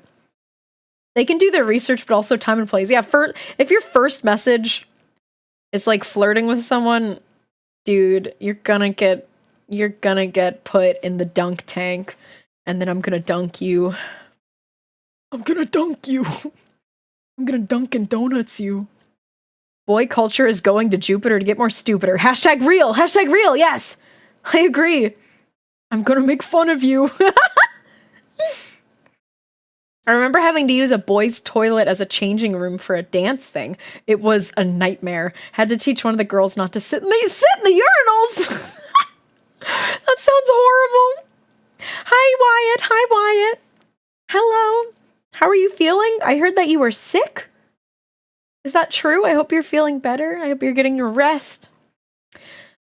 Oh man, I want spaghetti. Not the urinal sitting. Yeah, that's gonna give you like 20 diseases. Alright.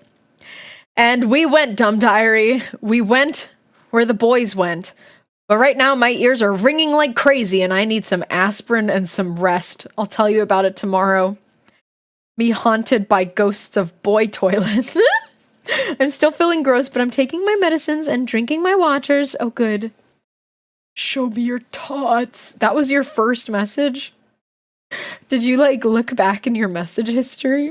I wonder why we were talking about tots. I wonder what kind of tots. No. Oh. Did you know that I'm gullible? Did you know that I believe anything anyone says to me? No, wait, I skipped. Uh-huh. Wait, you can do that?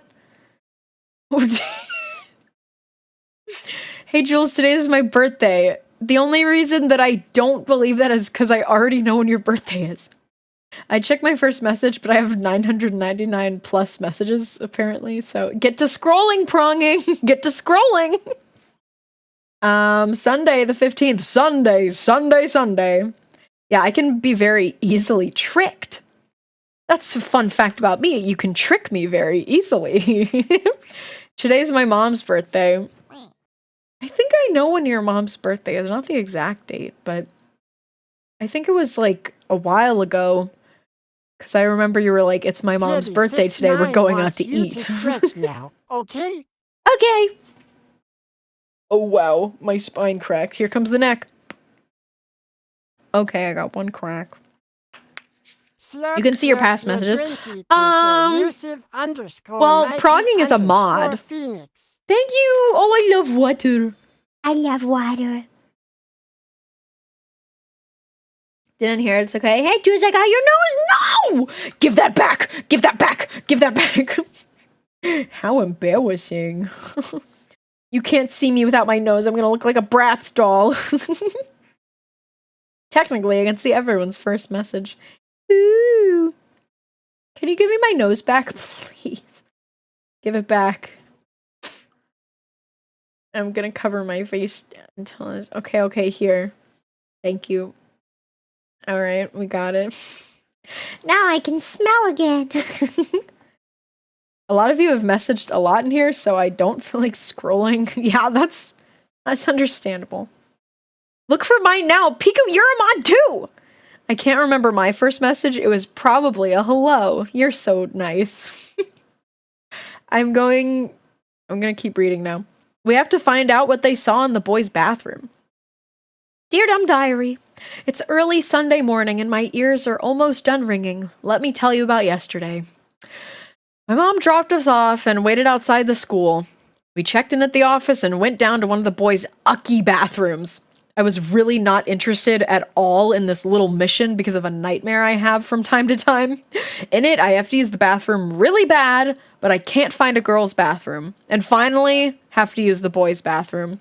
When I open the door and go in, there's Hudson Rivers, the 8th cutest boy in my grade, who doesn't even seem that surprised to see me, which is odd because I'm pretty sure we're destined to be together one day. I think he knows too. But when I see myself in the mirror, I'm an orangutan. And that seems to me like something a dude would notice about his future wife. So I was opening the door very quietly and whispering, "Hello? Hello?" and checking my feet to make sure they were not sprouting thumbs, which Isabella felt was taking way too long, so she helpfully shoved me in. Writing graffiti will get you a ton of trouble. Oh, get you in a ton of trouble at our school. And then clean it off, I can't read, dude. And they clean it off as quickly as they can, but they don't do it every day, so Angeline figured we might as well be able to find some for our report. We took turns taking lots of pictures with Angeline's camera, and that made it seem less like poking around in a horrifying bathroom and more like we were attractive crime scene investigators looking for some murder clues amid short poems about today. Today? I read the word duty yesterday. Duty poo poo. That's awesome. Fardo. I like these. These are awesome.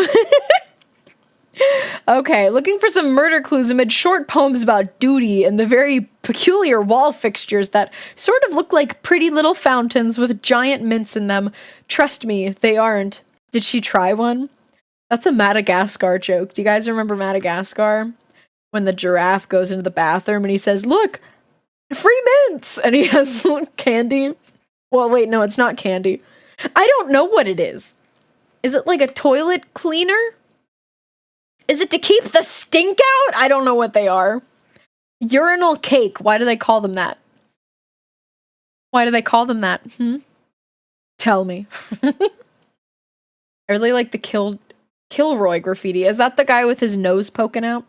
It wasn't until we started reading the graffiti that I started to get mad.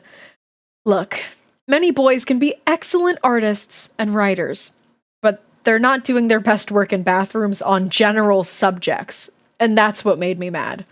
Well, that's not exactly what made me mad.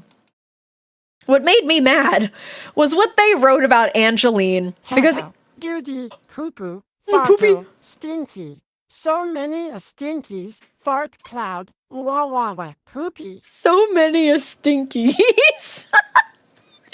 What made me mad was what they wrote about Angeline. Because even though their work on general topics was poor, topics like stinkiness and doo-doo, and whether or not a certain teacher has artificial parts. What? What about artificial parts? You know what? I don't even know what they're fucking talking about. Oh, fake boobs. Oh, okay, fake boobs. I see. On the subject of Angeline, this probably was their best work in their lives. I mean, it was better than what they write in their book reports, better than what they draw in art class. Here's a few things I jotted down. Angeline, I love you more than life itself and maybe even video games. Middle school is the east, and Angeline is the sun. That's beautiful. I was trying not to look angry at the flattery, and Angeline was trying not to look embarrassed by it when Isabella screamed.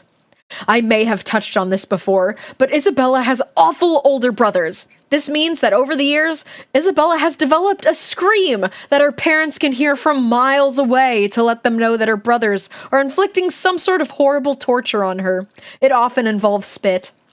Inside a tiny bathroom, when we were all standing about this close together, Isabella's brother's scream was crippling. Angeline and I nearly fainted. And here's why Isabella screamed. In one of the stalls, written in clear, bold green marker, it said, "Vote Jamie Kelly for prettiest." Oh, damn. I didn't know what to say. Maybe Isabella did, and she said it. I guess maybe not everybody thinks you're the prettiest girl in the world. Hi, Angeline. Oh. Which was true, I guess, but she said it over and over to Angeline all the way back to her house when we dropped her off, and she even yelled it out the window as we drove away. Isabella, horrible moments, once again. Who cares? It never really seemed to bother Angeline that much, but it did seem to bother my mom quite a bit. She asked Angeline to get her copies of all the photos we took to see what else had been written on the subject of her daughter on the bathroom wall. Apparently, this is just something moms are curious about. Yeah, she is a freak. I guess not everyone thinks you're the prettiest, huh, Angeline? It's like, who cares? Yeah. It's fine. Where are we at? My first thought was prosthetic limbs. That's what I thought, too. Yeah, what's this? Let me read this. I don't know what this big-ass nose is about. I heard about this mom who stuck her nose so far in her daughter's business that they had to go to the hospital to get it removed. The fact that the daughter has, like, a cane implies something happened and something else happened. Isabel and Jamie deserve each other, truly. They're horrible. They're both so horrible. They're best horrible friends with each other. Okay, happy Monday. We're taking a little break. Let me drink water.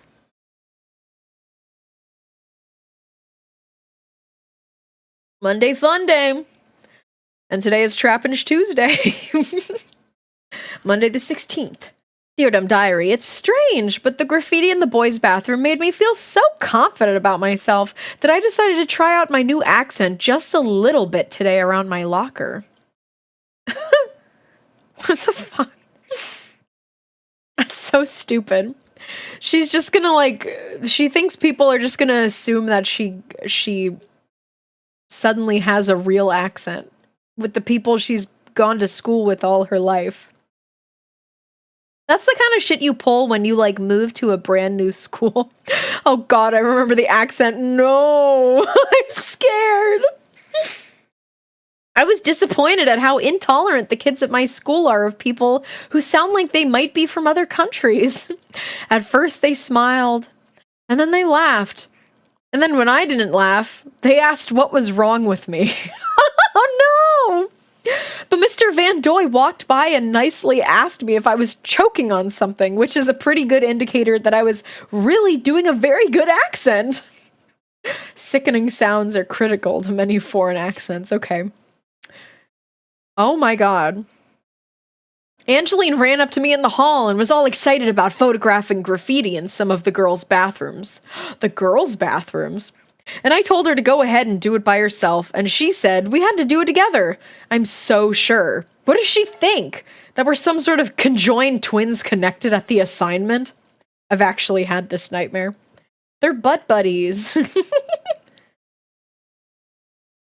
I'm burping again.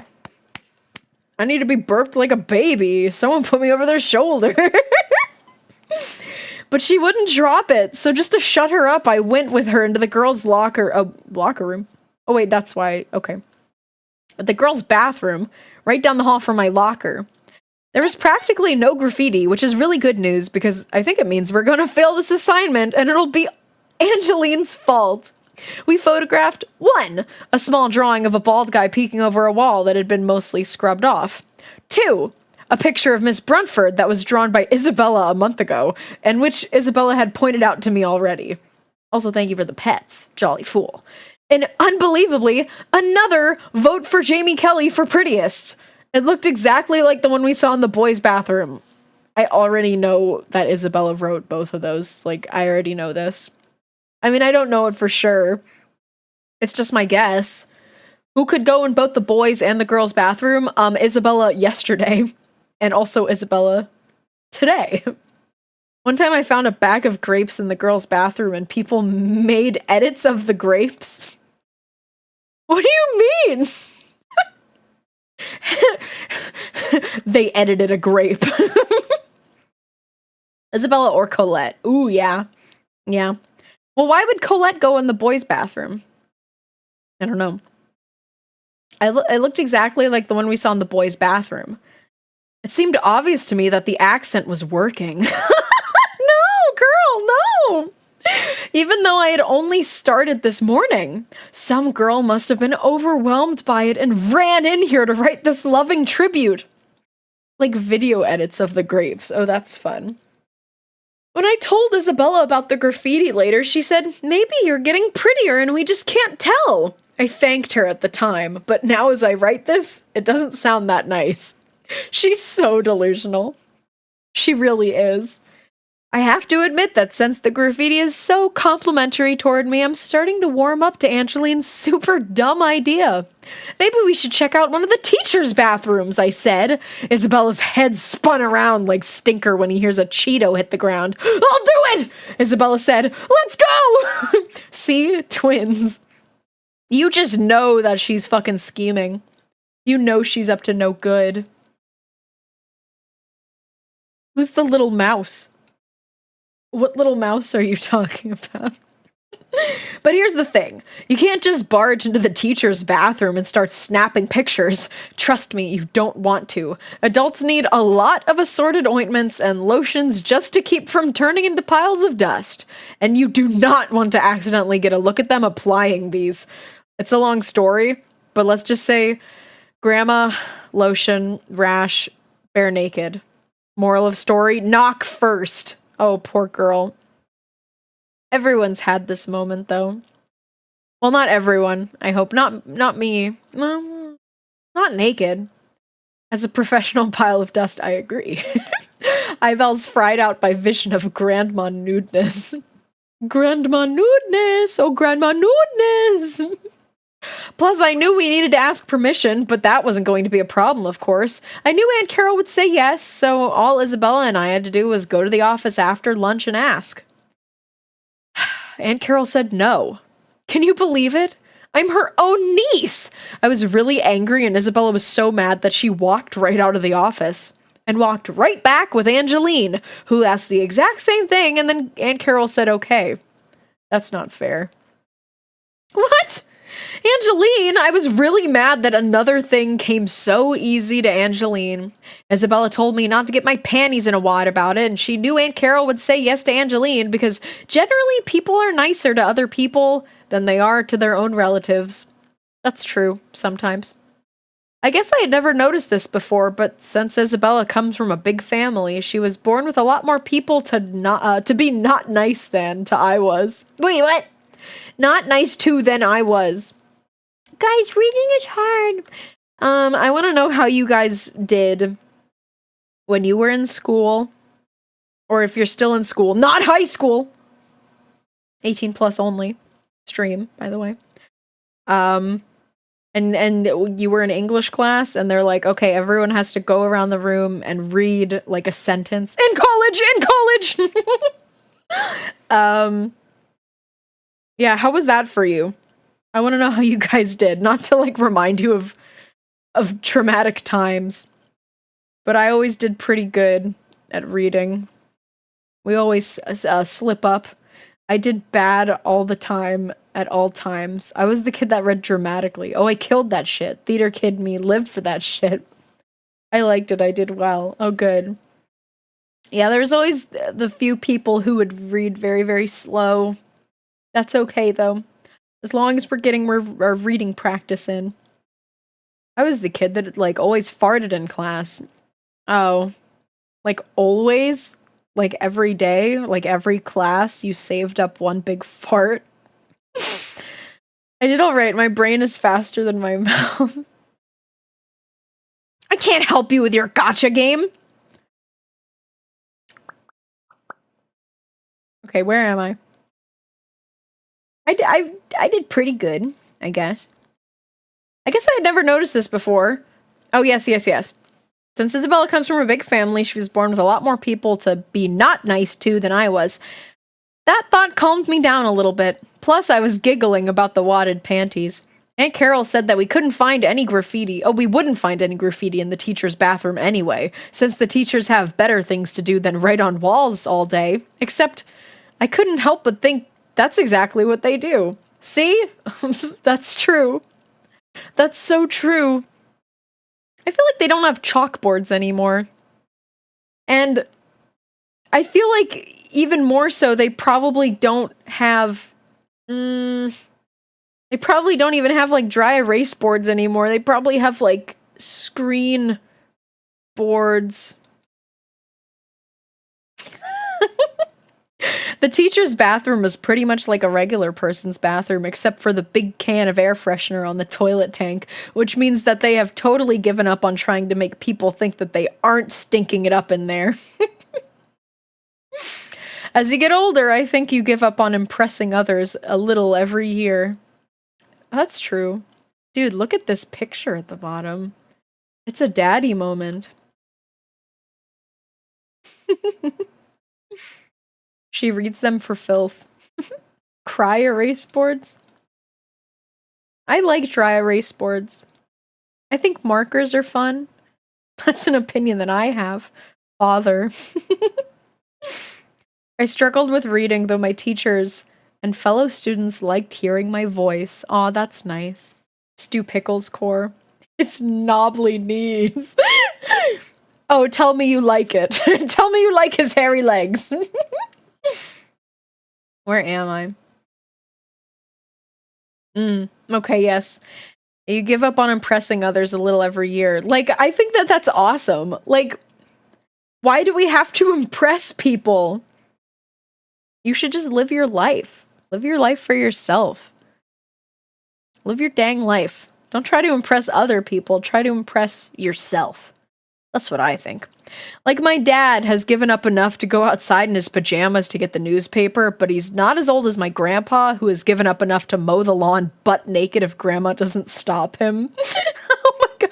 Now that's a little much. I will say that when I go to get the mail, I go out braless in a big shirt. I do put on pants. Lucky for everyone. Or unlucky. I'm not sure. I go to the store barefoot sometimes. I don't care. I don't think that's allowed. They say no shirt, no shoes, no service. That's like the rule. That's the rule. His risky robe length. Yeah, he's gonna bend over. And then what's gonna happen? I know Dad has given up. He went out and got the paper once in Mom's robe. That's so awesome. That's the thing! Are some stores okay with toes? As long as you're wearing, like, something on the bottom of your feet, you can have your toes out. Open-toed shoes, anyone? Anyway, we couldn't find any real graffiti, except that Isabella found a tiny little heart with an arrow through it that said DD plus VA.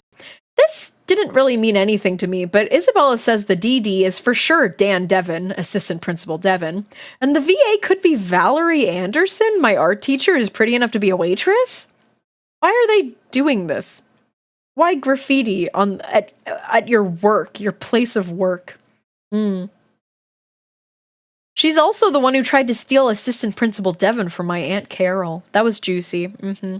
I figured it would be best to just wipe it off and not even tell Aunt Carol about it, and Isabella agreed. So she went out and asked Aunt Carol for some cleaner and a rag, and then told her exactly what it was for, including the arrow through the heart, which makes it a much bigger deal than if it was just a heart alone. Look how horrible. Isabella's fucked up. Oh my god. Oh my god, the vein. Later on, we saw Aunt Carol and Assistant Principal Devon yell whispering at each other. You know that kind of whispering you do when you want to yell, but you also want to try to keep it private? It sounds like little dogs with sore throats fighting inside of a bag. Oh man. The only way adults argue louder than whispering is when they do it silently. Oh, the drama. They're not even married yet, and they're fighting? As smart as Isabella is, I'm really surprised at her sometimes. How could she have missed how this would make Aunt Carol react? Dude, Jamie's so stupid. She's like, why? How could Isabella have, like, not known this? She knew it, and she did it on purpose. Why? Because she's up to no good. That's just my little game theory. It's Tuesday now. Happy Tuesday! It's Tuesday in real life, too. The 17th? It is not. It's the 7th. Dear Dumb Diary, boy, oh boy, more culture stuff today. Mr. Evans talked about the little phrases of wisdom like, the grass is always greener on the other side of the fence. He said these can illustrate the values of a culture. He asked what we thought the grass is greener one meant, and I said it meant that your dad is about as good at lawn care as mine. This only got me one throb of the forehead vein, maybe a throb and a half, so I was probably pretty close to the right answer? No. No. Throb? What is that? Decathrob? What does decathrob mean? Armed throbbery. That's like so nasty. There's a vein on his cheek that's also throbbing a bit. Just like he did with the haiku, Mr. Evans asked us to write down our favorite phrase in class. Also, like the haiku, he made us read them aloud. Here's a sample of what we said. Angeline, you can't judge a book by its cover. Very telling, Angeline, very telling. I imagine it's an anime mad vein. Yeah, it is. He's an anime character. Me, a bird in the hand is worth two in the bush. Isabella, whoever smelled it dealt it. But Mr. Evans said that wasn't really a phrase of wisdom, exactly, so Isabella quickly offered, whoever denied it, supplied it. Evans said, wrong again, and Isabella tossed out, whoever looks the most at ease is the one who cuts the cheese. And whoever smiles or laughs out loud is the one that made the cloud. I don't like that one. I liked the cheese one, though. My favorite manga, Dear Dumb Diary, I agree. I know for a fact that Isabella has a lot of wisdom on this theme, but Mr. Evans didn't give her a chance to share it all. He just throbbed and asked Colette for hers. Colette stood up to read her phrase of wisdom, swinging her black hair around like some glorious inky black vampire cape.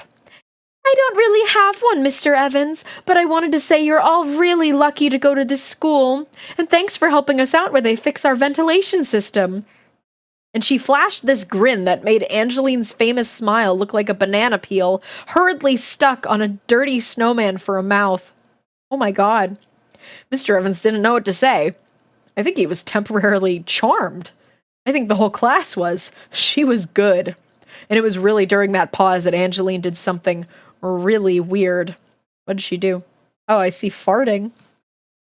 She stood up and said that she wanted to give Mr. Evans a status report on how our graffiti project was going. Why? Jealous? And before Evans could even say okay, she showed the whole class the graffiti pictures, including the ones that said vote Jamie Kelly for prettiest. I got some applause and an oh yeah, that's right, thanks Isabella. And I blushed. Angeline just smiled and put the pictures back in her folder. Fart music, awesome. See how confident she is that she can't lose? She'll even tell people to vote for me, knowing full well that they'll vote for her. How mean can you get? No, she's wrong. I do think she is, Angeline is threatened by Colette. That's the vibe I'm getting. I think she's threatened by her, but is using the Jamie Kelly for prettiest to like Angeline doesn't care if she wins, but maybe she cares if Colette would win, you know? I also think that's like kind of not fair. I mean, like how many kids from like a different school would get voted for? That just doesn't really make any sense. I don't know how long they're going to be here for, like a month, maybe. All right. When somebody you don't like does something nice for you, it's like if your dog farted your favorite song. That's funny. That is quite funny, yes. It's Wednesday the 18th, and my nose is full of snot. The sniffler. How's everyone doing? Has anyone fallen asleep? If so, I'm gonna wake you up. Hello! Where's my frying pan? Where's my 2 frying pans? Good morning. Hello, honey puppy dog. I like your username. How are you liking this book so far? I really like the drawings in this book. I'm starting to remember why I would look through this book all the time, and it's definitely because of the dark-haired girl drawings, and I would look at her and be like, she's so pretty. She's so pretty. Happy Wednesday! Playing video games while listening. Oh, good. Dear Dumb Diary, Aunt Carol stopped by after school today and finally asked me to take care of the voting stuff. She seemed a little twitchy, and later Mom told me that planning a wedding is complicated, and it's making Aunt Carol a little flustered. Dude, I feel like I'm wondering if they're gonna get married or not. They're like fighting. I mean, planning a wedding is certainly stressful, but they're fighting. They're fighting when they're engaged. I don't know. Anyway, where am I? When Mom left the room, Dad summed it up by saying that the wedding is driving Aunt Carol insane, and that soon Mom will be driven insane, and everyone on Earth will also be insane if they don't just hurry up and get this over with. I doubt that Dad will be writing greeting cards anytime soon. Oh, these are good. Happy birthday. Now shut up about it. Happy anniversary. Nobody cares but you two. My deepest sympathy on your tragic loss, but you had it coming. Oh my god. Jamie is so her parents. I agree. I think I broke this. Wait. That's broken. I'm throwing you guys all over the place. No! Let me fix it. No, I didn't fix it. I fixed it. I want that no shut up about it birthday card. Yeah, with the cutie little bear on it. That's silly. The anniversary one is kind of real, not gonna lie. I agree. I want to open my window. Actually, I might go take a pee-pee break. Because I have to go pee, and I want to open my window because I'm getting sweaty. Here we go. We're gonna do a sock scuffle, okay?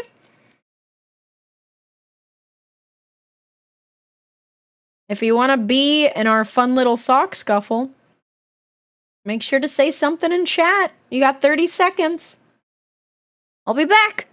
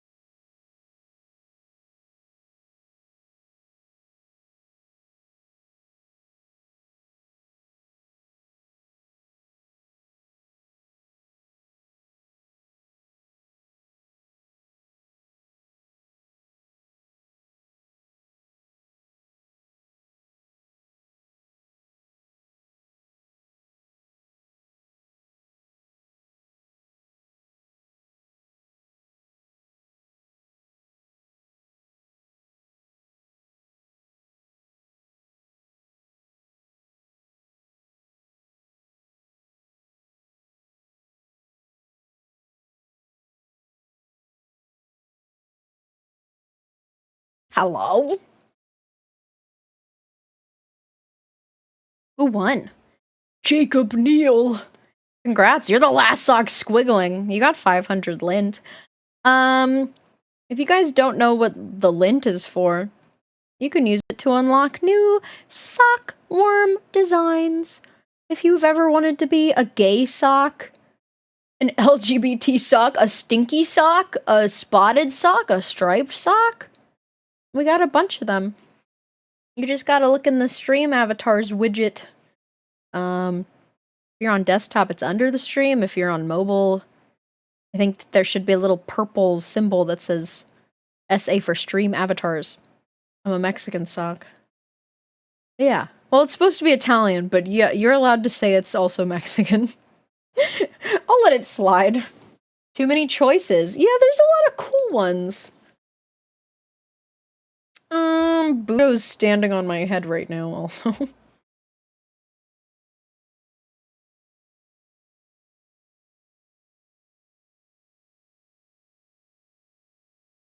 Hello. Here I am. Yeah, I love the caterpillar ones. Those are some of my favorites for sure. Udo. Is he going? Okay, he's left. How come Italians get a sock and I don't? I just made the Italian one as a joke. I don't know why. I just thought it would be funny. I need to like sit up straight, so I'm moving my microphone up so that I keep my posture good. Also, hello Kitty DLR, I think you're new to the chat. Hello? I'm scooting my chair in. Okay.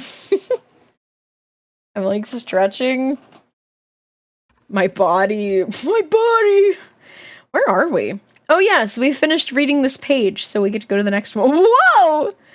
What's going on in this dynamic drawing? Even though it was late, I called Isabella to tell her that Aunt Carol had finally offered up the voting, and she went, yes, the same way Dad does when some guy on one of his sports shows sinks a goal or pulls a groin or touches it down or whatever. Whatever. Where am I?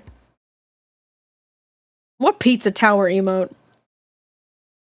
I've never played that game, so I don't know what that looks like. Whatever. I used my accent a little at school. She needs to stop. This is so embarrassing of her. I used my accent a little today at school, and I also tried it on Mom and Dad tonight. Mom just said it wasn't nice to talk like that. Dad laughed at first, and then Mom shot him this dirty look, and he repeated what Mom said. What accent is she going for? I think it's supposed to be Italian, but probably not. I think they're being, like, purposefully vague about it.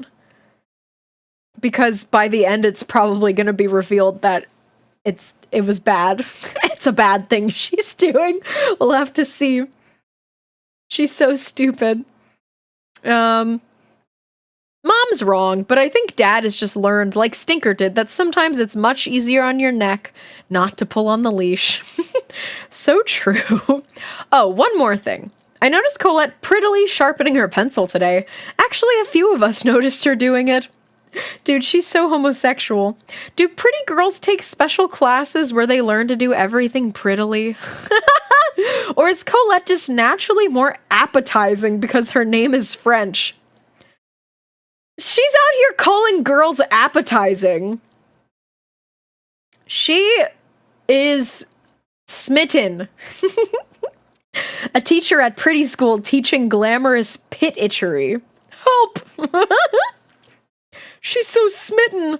And speaking of Stinker, it seems like he's beginning to understand my accent. This makes me think that he is very, very smart, or even likelier has a brain problem. Whatever. I forget the formula for I said it like Mr. Krabs. I forget the formula. Let me try that again. I forget the formula for determining how old a dog is exactly, but in dog years, I'm pretty sure that Stinker is dead already. Oh my god. That's not how you clip. That's not how you make a clip. You have to push the clip button. You can't just type clip. I wish you could. Hi, Skeletorso. Is Stinker dead? Check the evidence. Decaying odor. Free sub. Decaying odor, won't do what he's told, not pleasant to look at, like most dead things, doesn't understand Spanish. Clips off a lock of your hair. My wool? It has magical properties. Did you know that? You can't have it. You can't have it, it's mine! Thursday the 19th, Dear Dumb Diary. Isabella looked awful today. She was up most of the night getting the voting categories together, and she came in an hour and a half early to use the copier in the office to make enough ballots for everyone. I thought this was something we were going to do together, but Isabella said she found out that the Wodehouse kids are going back next week, and she wanted them to be included in the voting. Isabella is so considerate. No. You know that she's scheming. You know this bitch is scheming. Sorry for calling a middle schooler a bitch. But she's scheming. Don't try this at home. I knew she was too tired to punch me. That's funny. She knows her, but not enough to know that she's up to no good. Jolly full, would you? Will do. Thank you. Okay. Here's what the rules are. People can only win in one category. If a person wins in more than one category, a decision will be made by the ballot counters, and all decisions of the ballot counters will be final. She is gonna do voting fraud. Yeah, middle schoolers are horrible. Wodehouse middle school students are eligible to participate. And here are the categories Isabella came up with. Most artistic, most clever, prettiest boy, cutest boy. No, wait, the prettiest girl, cutest boy. Funniest and best friends. She wanted to have disgustingest, stinkiest, and dumbest, but she said she knows that the school would never allow those categories, and they would take the voting project away from her. I can't imagine how hard it was for Isabella not to put those mean categories on there. It shows how nice she really is.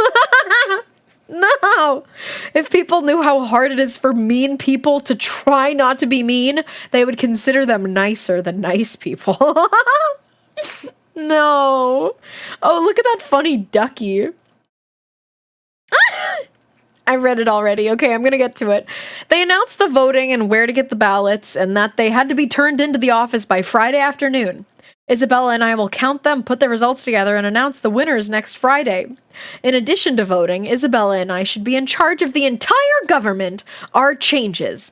We'll replace the American eagle with a duck, which is a nicer and funnier bird. That's so true. The duck is like one of the funniest birds. I love duckies. You know that about me, though. And if you don't, now you know I love duckies. Look, I have an earring of it. Nah.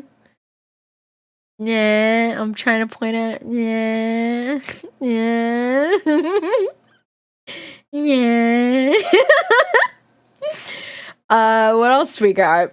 Old mean gross guys won't be in charge of everything. Actually, we'll replace the eagle with a koala, which is even cuter. I disagree.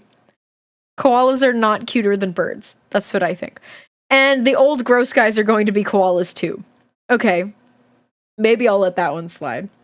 Koalas do nothing. That's fine. The animals don't have to do anything. Wait, they're cooking. Ducks and koalas in charge. I like it. I like it. Friday the 20th, Dear Dumb Diary.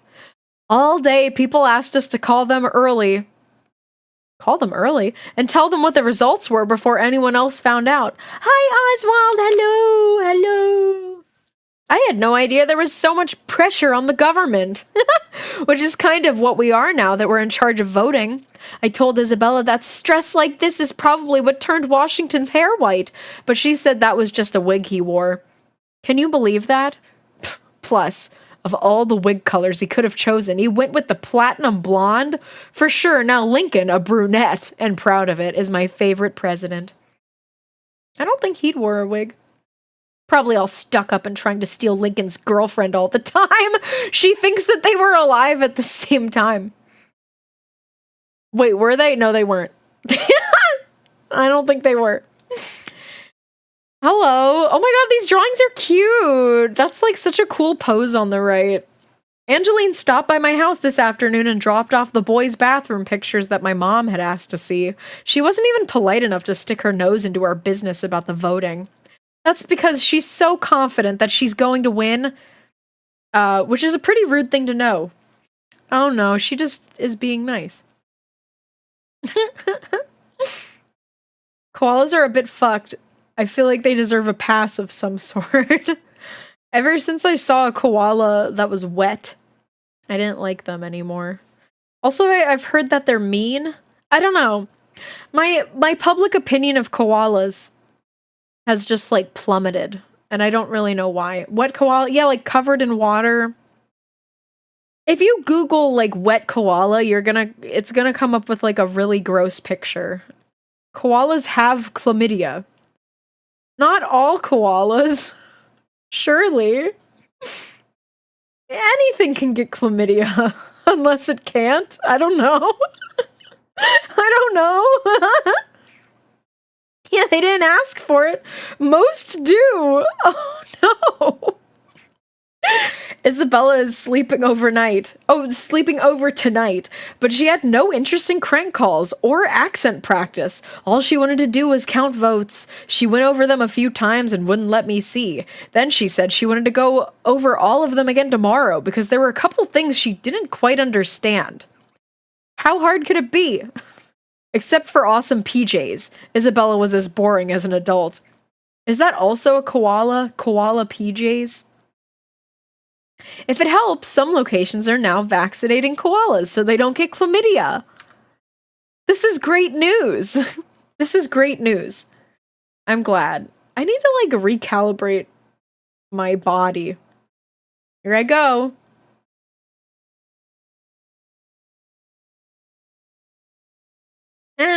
Okay.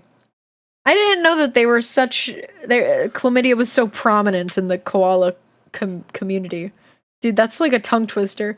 Chlamydia koala community. Chlamydia koala. They should call it koala media. No, I'm sorry. Yeah, you got it, Hellhound. Koala Kingdom. You should not be allowed in Koala Kingdom unless you have chlamydia. No, don't minus 2 me. Don't you do that! Koala Media sounds like a metal band. I want to hear what their music sounds like. Okay, I need to read this thing on the left. When people are too rude to butt in, it deprives polite people of the right to tell them to butt out. Oh. Would polite people say butt out? I'm not sure. When you guys minus 2 me, I feel like I get tomatoes thrown at me. What if I did that? No, but that would just encourage people to minus 2 me in the chat. But I could literally set up a thing that if oh yeah, you could just do that. I could make it so that you threw tomatoes at me, though, if you typed minus 2 in the chat. I have that power. I don't know if I'll be doing anything about that power. Is 2 plus 2 like throwing flowers? It would be like throwing... Yeah, I guess so. It would be like throwing flowers at me, throwing a slice of pizza, maybe. I'd like that. Oh, it's Saturday, the 21st. Okay, here we go. If you didn't know, these books usually happen over the course of a month. I don't know how many pages it's gonna be. It's gonna be like 100 something. It'd be like throwing it back. Sheesh! Sheesh! Deardom Diary. It's the 21st. Angeline didn't call this morning, which would have been nice, except that it was her that didn't do it. And I woke up early anyway. Oh my god, she's teaching her, she's training her to wake up early. It was her that didn't do it. I don't get it. So she wants Angeline to call her now. She got me all used to her calls and then stopped calling. Leave it to Angeline to wake you up without actually doing it. Dude, she's obsessed. And she can't even admit it. Isn't that so sad? Where am I? I get lost so easily. Mom looked at the pictures we took and didn't have any complaints. I'll give them back to Angeline on Monday. What is this song? I love this song. I feel like I have to skip this song because it's gonna be distracting me. So confused by the first sentence, me too. Angeline didn't call this morning, which would have been nice, except it was her that didn't do it. I know, I'm confused. I think it means she wanted her to call. Why is the song no? Oh yeah, this song is from Carolyn Tuesday. I love this song. It's so cute. Okay, I'll read. Isabella was making little diagrams and puzzling over the ballots most of the day. She took time out for only a couple of crank calls, but really, I don't think her heart was in them. Is your refrigerator running? Yes. That's good because your food could spoil if it wasn't. Isabella's worst crank call ever. I think it's interesting when they're called crank calls, because to me, they're prank calls. And prank rhymes with crank, but I don't know what the crank means. What does the crank mean? I like calling them prank calls, because that makes sense. No, that joke kind of slaps. Yeah, it's like a... It's, oh my god, I can't think of words. Your expectations have been what? Something verted. Subversion! No, not diverted. I was thinking converted, and then I thought divert, and I was like, this is not correct. Subverted. I think JB is just a little special. I think so too. A lot of winding up evolved in crank calls. Oh, suddenly I get it. It's like I guess maybe the cranking is like the trolling of it all. Have a sip of water for _. Would you? Okay, thank you. Oh no. Yeah, I'm reading ahead. Okay, let me read out loud. Isabella was still refusing to share the voting results with me by the afternoon, and when I pointed out that the project was supposed to go to Aunt Carol, who is my aunt, she said that we would never have gotten our hands on them if it hadn't been done for the things. If it hadn't been for the things Isabella done. Yeah, evil child. Only the one underscore. Did it say your underscore out loud? Oh no, my underscore. And then Isabella admitted what she had done. I'm telling you, it seems like Isabella is always admitting something, although it's beginning to sound more like bragging and less like a confession every time. Turns out that Isabella had been freaking out Aunt Carol about the wedding since she had found out that she had been given the responsibility for the voting.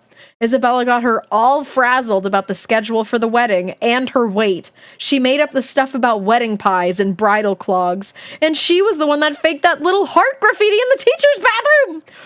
No! That's evil. It makes sense though, because like literally why would an adult do graffiti in the bathroom of their workplace? She's very evil. Quite evil. Isabella says that it's super easy to freak out adults when they're planning something as big as a wedding, and she said she knew it would only take a little bit of extra stress to make Aunt Carol turn over the voting project to us. And you'll notice that I was right. And that's why I always win most clever, she said, and then smiled that smile that always comes with a big crack of thunder in movies. I didn't realize this was today. How much have I missed? 85 pages! Hello, Rats.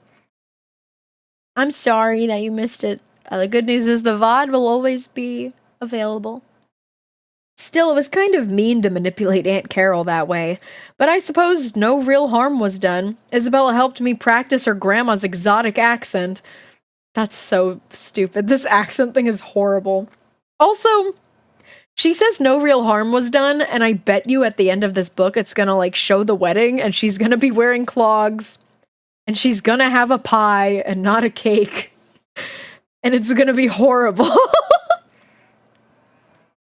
Yeah, her accent. Her grandma's exotic accent. Probably because she felt guilty about her little plan. Well, maybe not guilty. I'm not sure Isabella ever feels guilty. There should be a word for the kind of guilt people like Isabella feel. It's guilt, but nowhere near as heavy. Maybe she gets diet guilt. Diet guilt. Other quality products available at Isabella Mart. Revenge Flakes for the tolerance intolerant. Also works on rats, brother repellent, 2 ton. Berry suspicious? I want to know what that's for. Gentleness, 10-year supply. You have to buy your own gentleness. Dude, I think I messed up my Zoom again. Yeah. Wait, I know how to fix this. Wait, I know how to do this. I can do it. Yeah, okay. I figured it out. Aw, cute drawing. She's whooshing on the right. We'll find out why. Dear Dumb Diary, Isabella slept over again last night. I didn't exactly invite her, but she really wanted to stay, so we made a weekend out of it. She was already up and staring out the window when I woke up this morning. She was holding one of the pictures we took in the boys' bathroom. Notice anything? She asked. I noticed that it was a pretty good picture of Isabella making a pretty dumb face. Anything else? She asks. Look at that. Look at her back pocket. Wait. Angelina's the one who wrote it? I thought that it was Isabella. I thought it was Isabella. Okay. Nothing. In the background, you could see Angeline, who had her back turned, which gave you a good look at the back of her head and the back of her butt. She didn't notice? Oh my god. Isabella put the picture away and showed me the ballots. Angeline got 100 votes for prettiest. Colette got 90. I got 15. Man, can you believe that? If it hadn't been for Angeline's campaigning, if it hadn't been for the graffiti, Isabella said, If it hadn't been for Angeline showing the pictures of the graffiti around, you wouldn't have picked up those 15 votes and Colette would have won. Then Isabella packed up her stuff, took the ballots, and went home. Angela and Angeline is a little fruit, but also a little schemer, perhaps? Oh, this looks fun. I want to go to the amusement park for adults. What? She doesn't get adults. Dear Dumb Diary, Aunt Carol drove me to school today and was in a much better mood than she had been last week. She said she had a big, super fun surprise, but wasn't ready to share it just yet. Is that guy butt naked? Oh my god, they're naked. Okay, sorry. I got distracted. You always have to be a little suspicious of things adults say are fun. If they designed amusement parks just for adults, they would look like this. Take a quiet nap. Merry-go-not. Medicine ice cream cones. Dude. They just don't get it. But yes, I would like to take a quiet nap. Angeline sat with us at lunch today, and incredibly, so did Colette. This made some of the other popular kids sit at our table, which Isabella hardly even noticed, even though our regular table had taken on a much snazzier look. You could almost taste the cuteness in the air. I used my new accent a little. Horrible. I'm getting like secondhand embarrassment. And some of the kids I don't know very well tried to ignore it.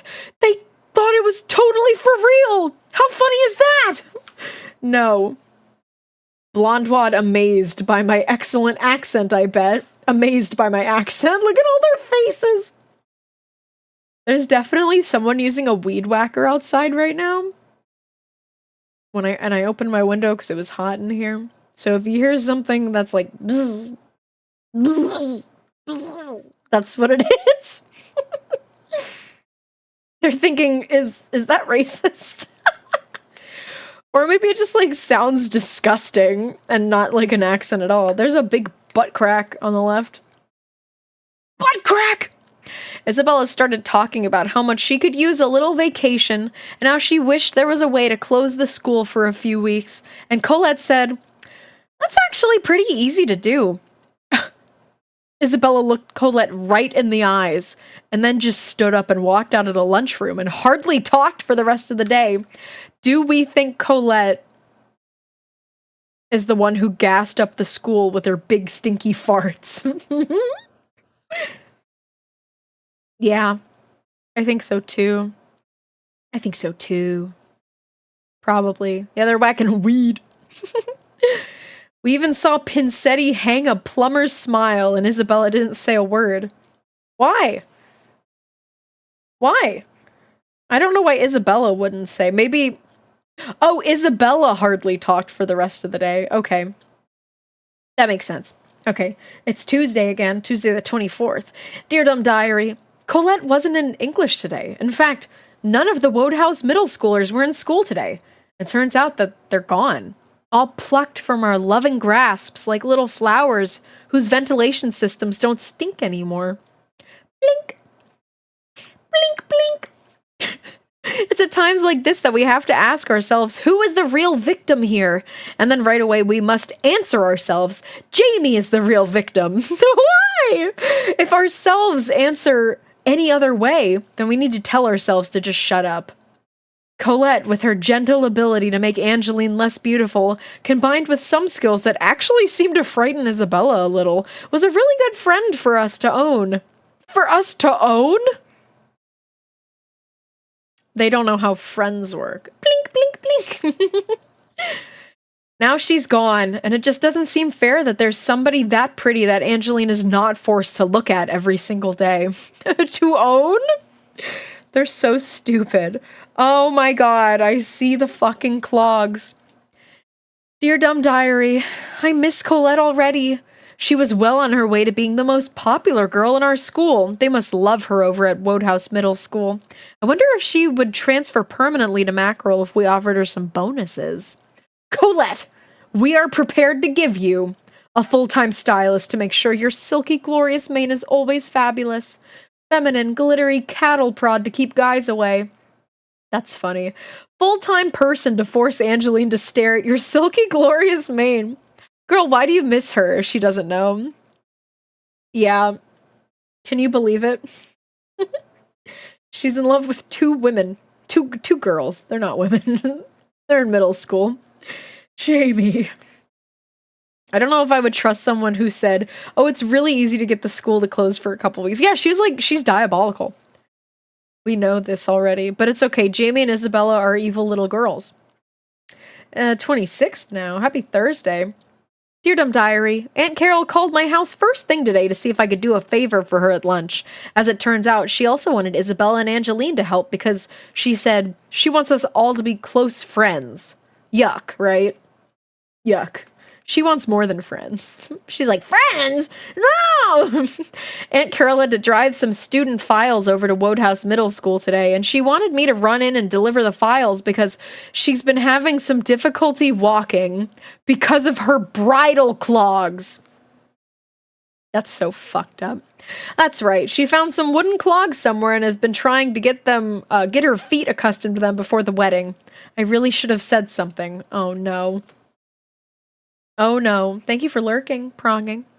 Aunt Carol parked the car and the three of us took the folders inside. Wodehouse Middle School looked exactly like Mackerel Middle School, but it smelled different.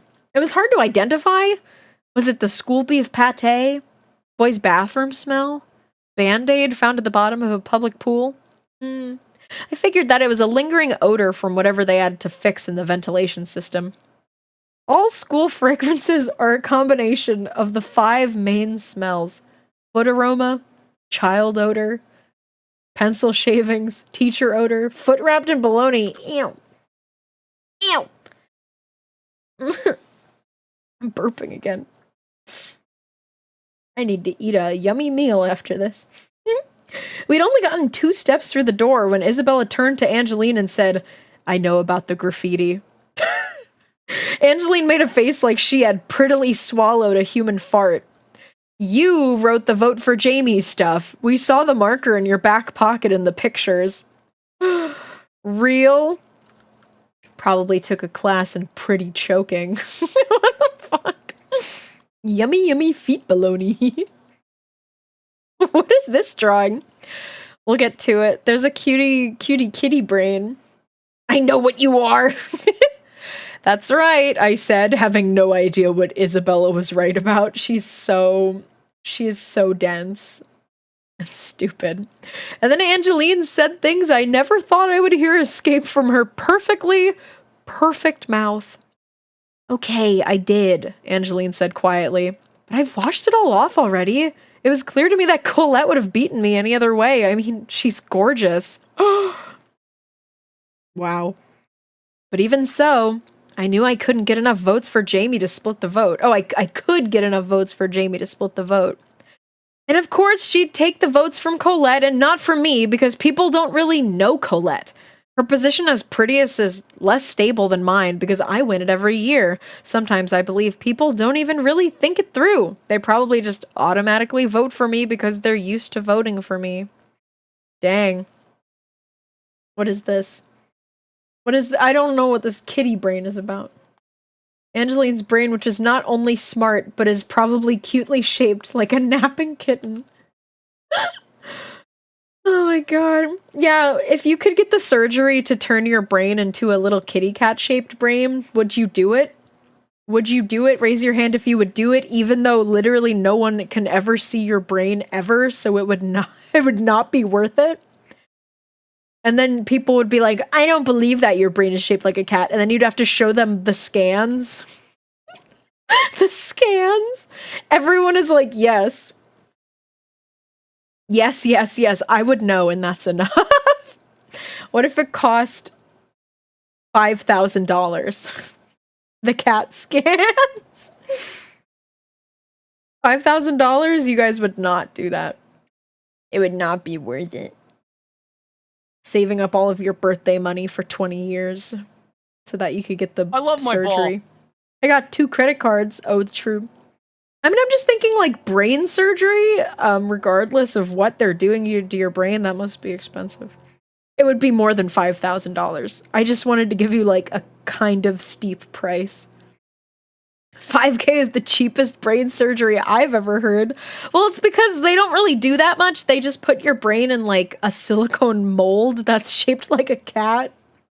And they just kind of squeeze it in there until it turns into a kitty shape. They take Klarna after pay? That sounds painful. Yeah, it's fine. You're knocked out though. Dude, I need to drink water. My throat is itchy.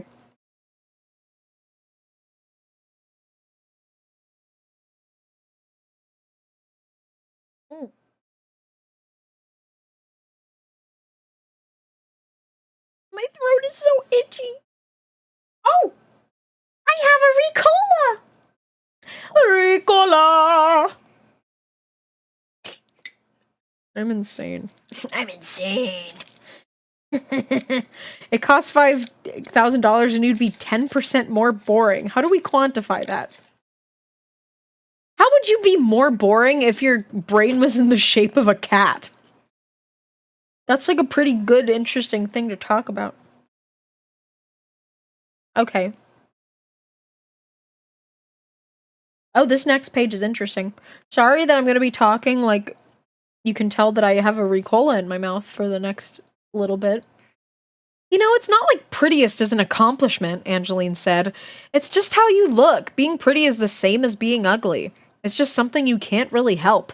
Jamie always wins most artistic and you win most clever. Those are real things. Prettiest is so lame, but nobody ever considers me for anything else. I just wasn't about to let go of my one lame category. Pretty is the same as ugly. Could be good news for a stinky little beagle, I know. Angeline in her self-deprecating arc? I mean, like, I don't think so. I think it makes sense. I get what she means. It's not like she, like, I don't know, she didn't really, like, work towards it.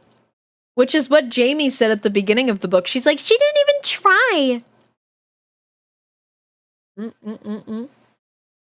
Angeline had done this to make sure I took away votes from Colette because she knew I wouldn't take anything from her. Amazing.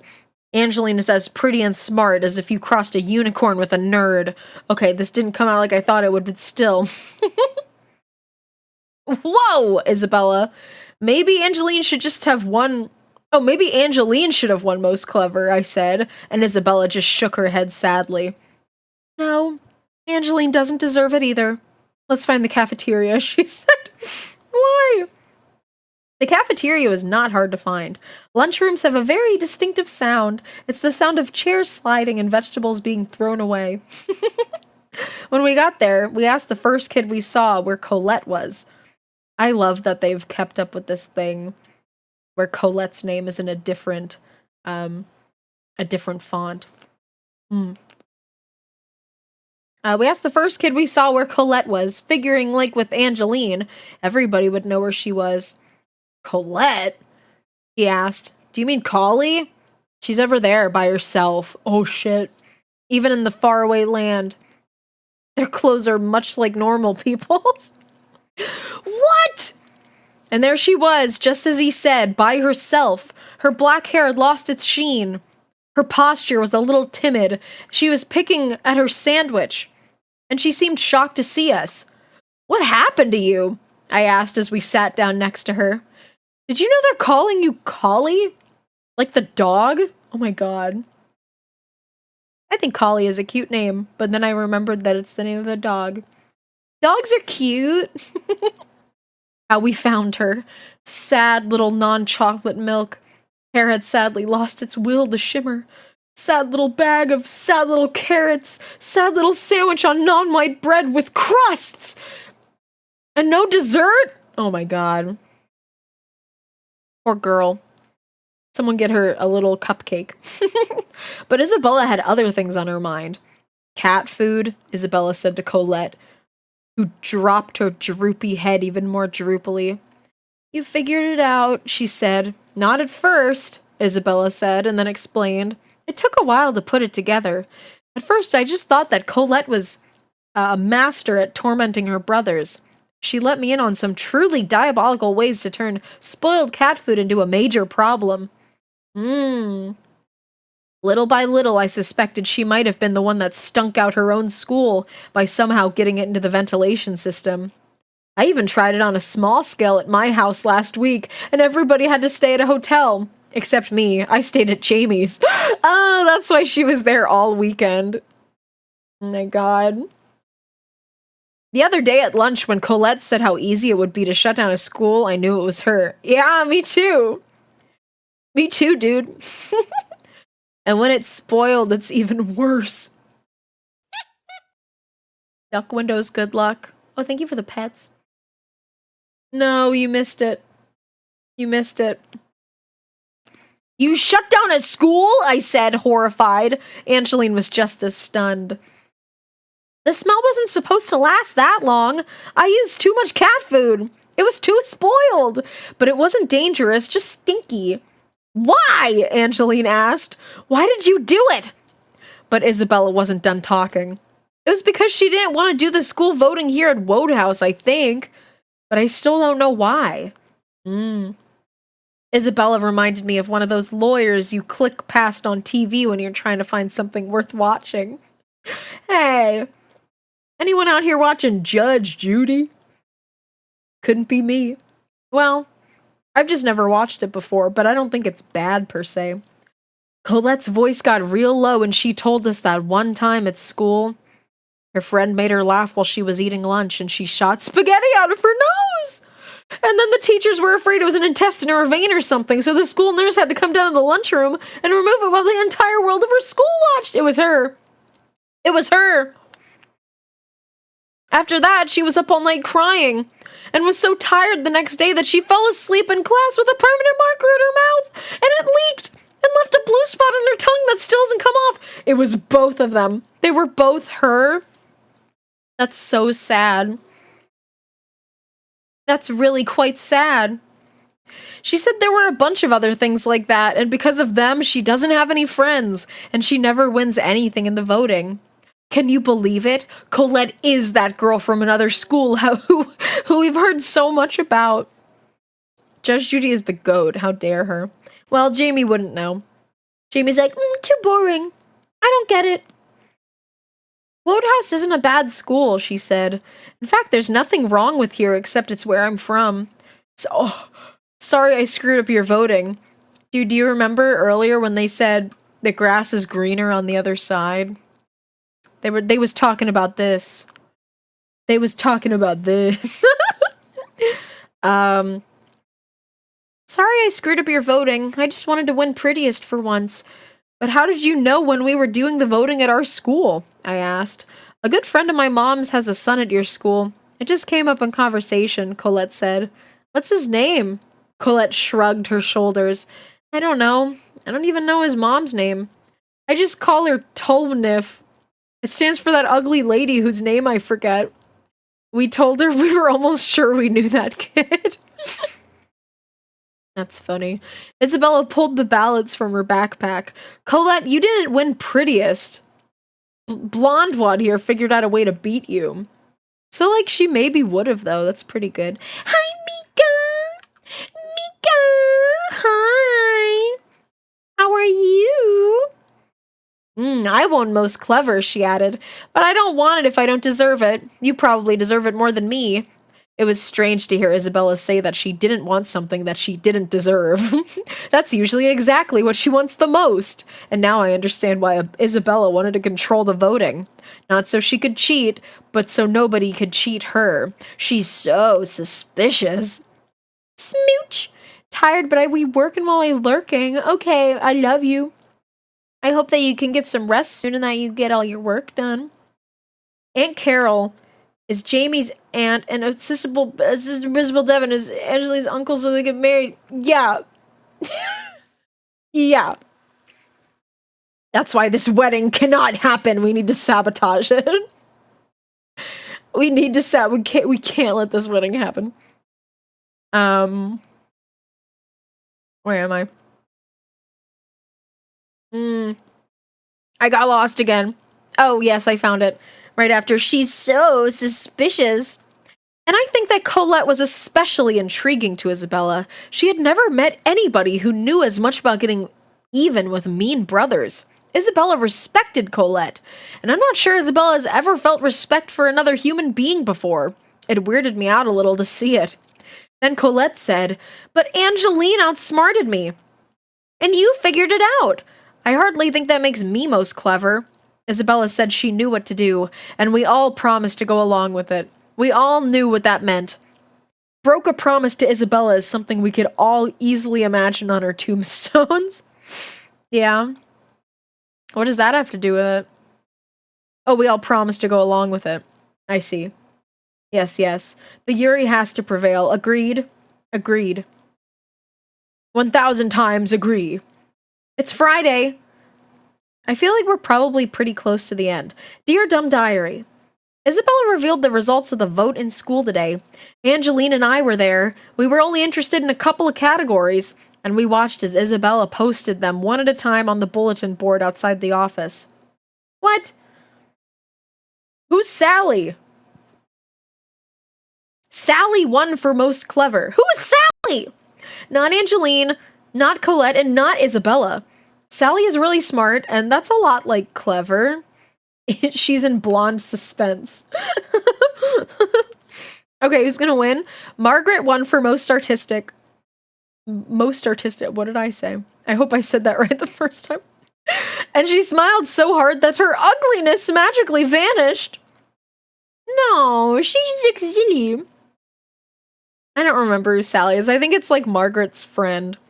Like I said, her little chewed pencil sculptures are grossly impressive. Isabella whispered to us that I really got the most votes, but I can't win in 2 categories. Plus, she said I almost won for funniest, which I never would have expected. I don't know. I guess she's pretty funny. Amazing what a smile can do for your looks and spitting out your slobbery, gross pencil. I didn't even see my name until Isabella posted the one for best friends. Jamie, Angeline, and Isabella, they're all best friends. We looked at Isabella for an explanation, even though Angeline was making such high little squeals. I just knew that not only could she easily make a dog pee if one was here, but if she didn't stop soon, we were in danger of Margaret, who was a bit overexcited, letting loose. Furry godparents! Aw, Angeline just wants friends. Isn't that sweet? A blonde girl's squeal is 80% higher pitched than a human's. That's sweet. Isabella took a deep breath before she explained herself. I didn't have a lot of options, she began. We all deserve to win something. We all had the votes to get some kind of prize. Officially, I added another syllable for fun. Angeline did win for prettiest, but she kind of cheated, and the way she cheated could have gotten her the prize for most clever, even though I got the votes for it. So what else could I do? Colette probably deserved it most, but she didn't get the votes. Isabella reached into her backpack and pulled out a card. This is why we're best friends. Isabella posted the card for prettiest. It was Colette! Aww. It doesn't mean exactly that we're each other's best friends, but we are for sure the best friends that Colette has, for now. Aww. This is a little sad, but also cute and sweet, but also voting fraud. But whatever. Isabella had really come through for a foreigner. I guess it was because she got to know Colette. They'll hear about it over at Wodehouse Middle School, Angeline said. Things will change for Colette. You're right, Isabella. We are Colette's best friends. Angeline knows what she's talking about, of course. It's hard to imagine a bigger expert on the effects of prettiness. But best of all, Angeline giggled, is that I'm not the prettiest this year! And she squealed and squirmed and jumped up and down. But I am a best friend, and that's something! Aw, she's cute. Angeline squeaked and then nearly floored us with the smothering beauty of her huge smile. Oh my gosh. Winning for something other than prettiest was the best thing she could have hoped for, and kind of what I was hoping for her too. Angeline's awesomest smile cannot be drawn by the human hand. She's in love with her. She's in love. Oh, great. Here we go. Okay. Foreigner, Jamie, she's just down the road. Yeah, she's stupid. But just out of curiosity, I said to Angeline, how could you be so sure that I wouldn't win for prettiest? Angeline laughed a little. Well, for one thing, there's that voice you've been doing. You mean my Italian accent? Then Angeline really laughed. That's not an Italian accent. I speak Italian, she said. My Italian tutor has an Italian accent. I turned to Isabella, who just shrugged. Wait a second. Your grandma doesn't have an Italian accent? I asked. Grandma Jack-o'-lantern?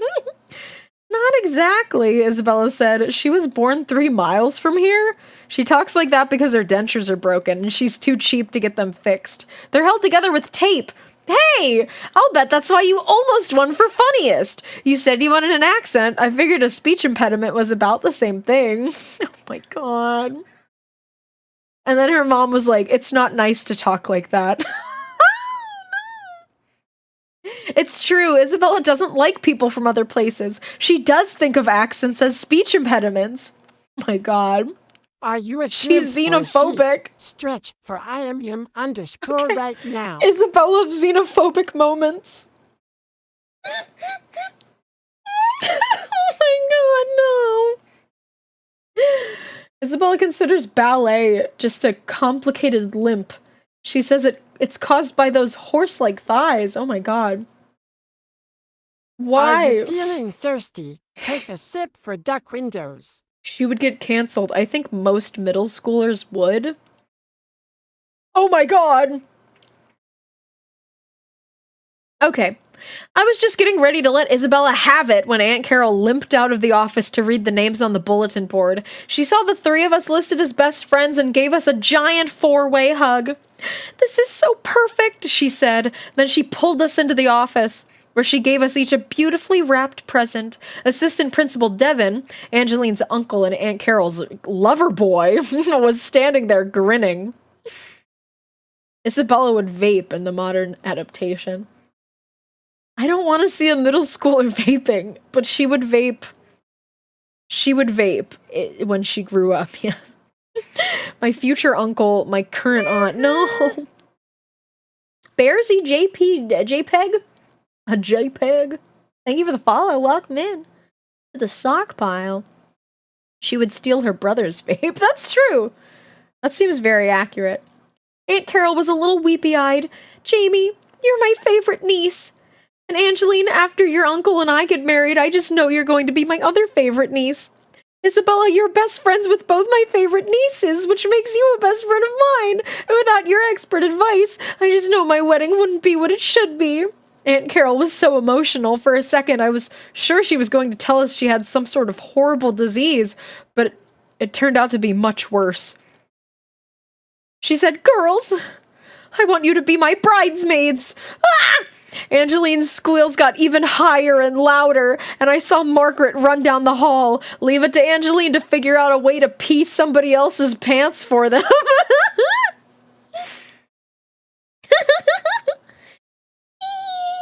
Oh no, the pee. Oh no, that little doggy is wearing a fez and a vest. I just know that exact moment somewhere and far away where the Heckistan, Angeline's piercing squeal, also made a dog as gross as Margaret. No. Oh my god. Then we opened our presents. They were clogs. Clogs. Oh no. Aunt Carol said she couldn't find any so-called bridal clogs, but she's sure these are close enough, and if we wear them a little bit every day, our feet should stop bleeding by the wedding. As we tried them on, it got worse. Aunt Carol brought out a sketch made by her dressmaker. It was our bridesmaids' gowns. You guessed it, they were brown and very poofy. Very, very poofy.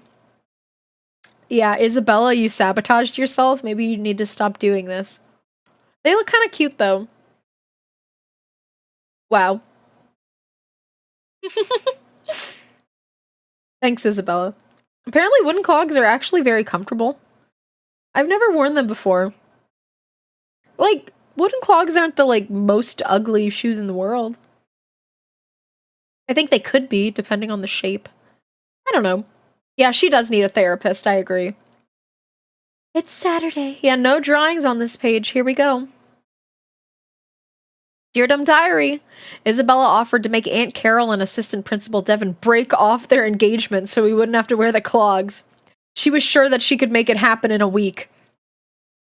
I told her that was sweet, but I thought we'd gotten ourselves into this and now we have to live with it. I think they should break off the wedding. Oh well, whatever. Angeline gave us BFF necklaces. Isabella says that they kind of prove that we owe Angeline. Oh, we own Angeline a little bit, like a dog tag proves you own your dog. No. Isabella says it'll magically increase our popularity, and she seems so happy about that that I'm wondering if she had considered that when she made us all best friends. Oh, considered that when she made us all best friends. Yeah, I do think that's gonna up their popularity. That was my first thought. Oh, dude, my neck. I need a massage. Would Isabella ever actually do something like that? Of course she would. Good crunch, thank you. I'm just doing my everyday thing, cracking my body like a little freak. What she said about the dog tag made sense to me, so I gave my BFF necklace to Stinker. I'll have to figure out what to tell Angeline when she comes over to finish that assignment that I knew all along was going to get it put off until the day before it was due. I'm not trying to force Stinker to learn any more foreign languages. I realize he already speaks one. Dog. And I think I have a new opinion about other people and other places anyway. I got an email from Colette. Here it is. Dear Jamie, I told the principal what I did with the cat food and why, and I'm getting punished, but they're going easy on me because I confessed. The prettiest award I won at your school made a big difference for me here. I didn't eat lunch alone today, and nobody called me Collie all day. Mackerel Middle School is the best school in the world. You guys are super nice. Love, Colette. P.S. You'll like this. Today at lunch, one of my friends told me what she heard about this girl at some other school who was going around talking like she had a speech impediment or something. And when the principal found out, he made her wear wooden shoes. Can you believe it? Oh my god. Oh my god. So I'm their girl at some other school. Oh no. That's bad. I guess every place is somebody else's best place on earth and somebody else's worst place on earth at the same time. And if you ignore the parsley garnish, deep down, we're all sliced from the same meatloaf. That's beautiful. I suppose there's nothing wrong with where I am, except that now I'm as far as the whole world of my school is concerned. Angeline and Isabella and I are best friends, the brownest, poofiest, cloggiest best friends in the world. Oh my gosh. Thanks for listening, Dumb Diary. See you at the wedding. Jamie Kelly. P.S. Let's see you pretty your way out of this outfit, Angeline. I think she looks cute. Oh my god. Oh my god. I think she looks cute. That was a good book. It wasn't my favorite. I liked the art a lot. Dude, I hate this movie. That got mysterious. Yeah, live action jump scare. There's no place like elsewhere. The thing about the speech impediment, I liked the political drama of this one. Yeah, I think I agree with you. That is not Jamie. She looks diabolical. She also looks like she could, like, bludgeon someone with that pen. That's a bludgeoning object. Well, we just hit 3 hours. Final count. Oh, thank you, Hellhound. 101 mentions of Angeline. 13 pseudo mentions. Yeah, you also came late. You probably missed, like, 5 to 6 Angeline mentions. Thank you for keeping count as always. I feel like, how many? It's probably not the most mentions of Angeline in one book. Huh? The next book that we are reading, thank you for the Huggy Wuggies. The Evil Girl on Making Fiends, the green one. We have Never Underestimate Your Dumbness. That is the next book in the series. I have read these. I've read like... I think I've read all 12 of these. I don't really remember a lot of the later ones, though. I'm scared. We'll get to them at some point, though. But I feel like all of these books kind of follow the same formula where Jamie does horrible things. And Isabella is up to some sort of scheme. Isabella is deceiving people. That's par for the course. There's like a lot of plot twists, but the plot twists are just Jamie not understanding how things work and then realizing. All right. I'm sleepy and hungry. Phew. That girl's probably in her 20s now. The actress for the live action movie musical, I hated that movie. I hated that movie. Burger on the Shelf is awesome. Thank you. It's a burger phone. Do you like my ketchup bottle, though? I'm quite proud of the ketchup bottle. I got my burger phone. I got my tissues because I blow my nose so much. I got my ketchup. Awesome. The fact that these books actually carry continuity doesn't bode well for Jamie and Angeline. I feel like they're not gonna end up together. They're gonna end up being like second cousins and not dating. I just hope, like, Angeline doesn't have to be Endgame. But I hope this is all leading to Jamie realizing, oh, I like women, I like girls. I'm attracted to girls. It's doomed, Yuri, no! Thanks for story time. Thank you! Dude, I'm so burpy. I hate how burpy I am. I missed the hug because of the ad, so I must hug again. Okay, go for it. Go for it, kiddo. Let's go to outside.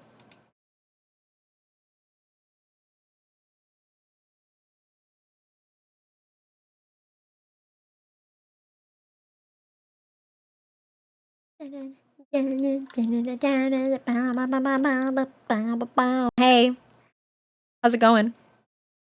I'm going to cry at this. Don't cry, don't cry. Don't cry, everything's gonna be okay.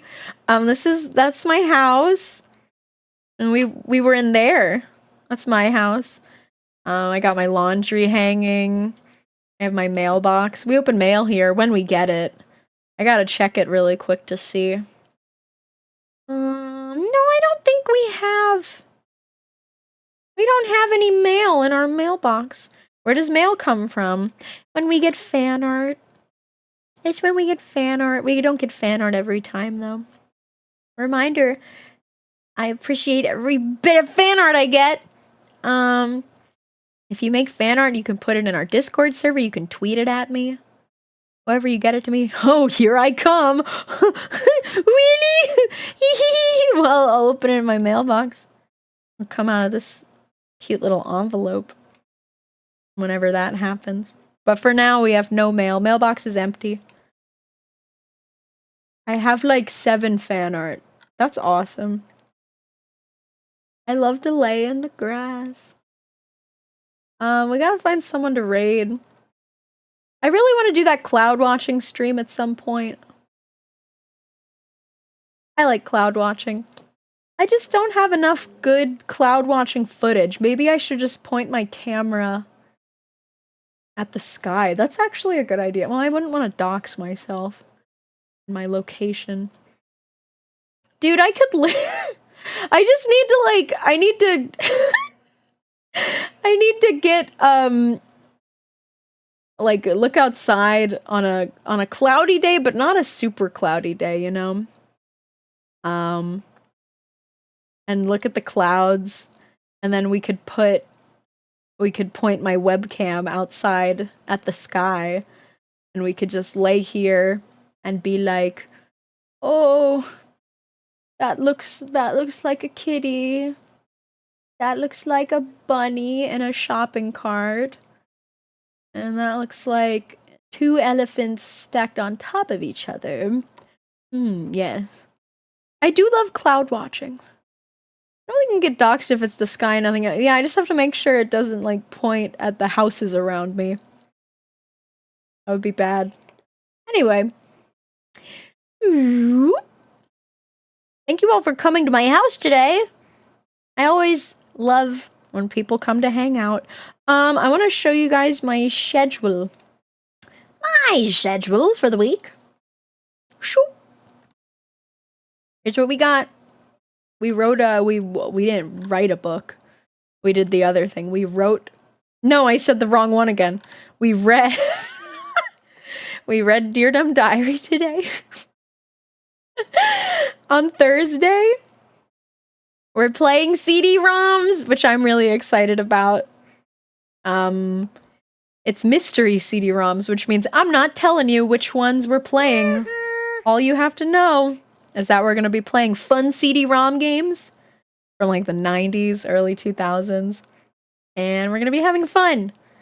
I have some really good picks. Thank you for the follow, Beetle Beep. Beetle Beep! That's such a cute username. Thank you for the follow. Welcome in, welcome in. And then on Saturday, we have Drink GeoGuessr. water for duck windows. Just don't get me wet. Okay, I'll drink water.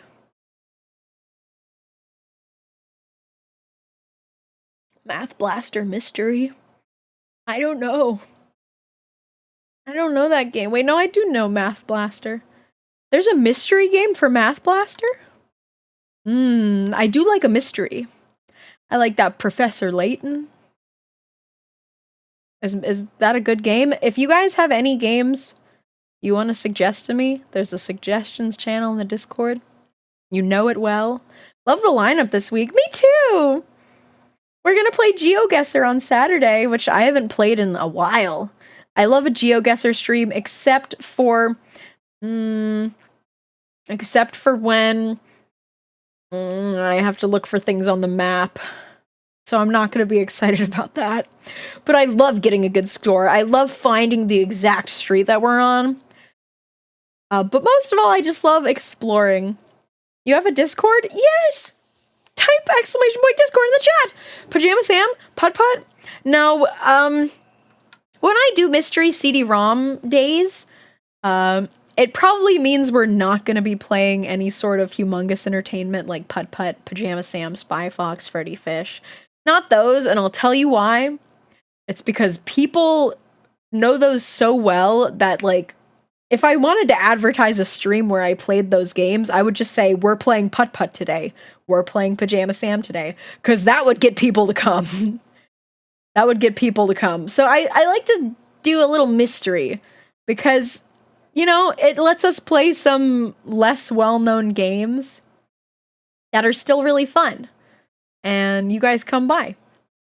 Yes. Yeah, I'm just me.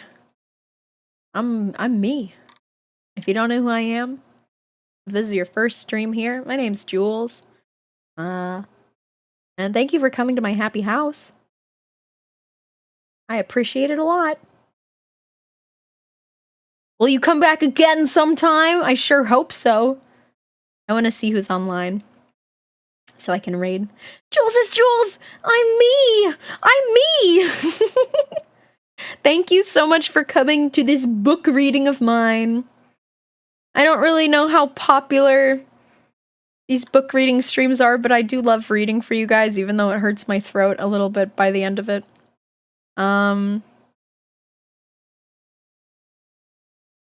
mystery aspect has me hooked. Yes, everyone loves a good mystery. I got good games picked out. There's so many old CD-ROM games, and I just want to play them all. Some of them are fucked up. Some of them are strange. I love strange games the most, because it gives me something to laugh at. Maybe we read Piku. Piku is streaming. Piku was here earlier. Or maybe Thank you so much for the stream. We can read Ellie Spectacular is playing Fuser. That might be fun. Let's do that. Let's read Ellie. Hope your throat feels better and you eat a yummy dinner. I'm sure I'll do both of those things. Thank you. Thank you so much. Yeah, I sure do know that doing these streams hurts my throat, which is why I did it at the beginning of the week. When I had like a few days to rest in between streams, as compared to like Thursday and Saturday, I only have one day in between. but my throat is always messed up. Thank you all so much. I appreciate it. Please stick around for the raid if you can. It's okay, no problem for coming late. Thank you for coming at all. That makes me happy. Well, what should the raid message be? Oh crap, I don't know.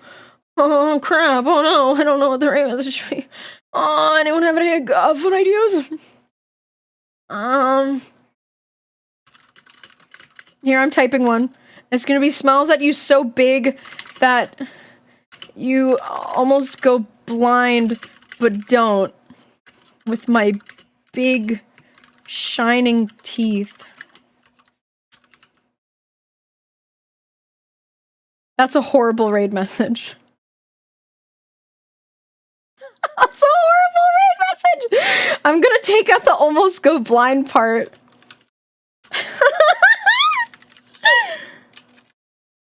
Smiles at you so big with my big shining teeth.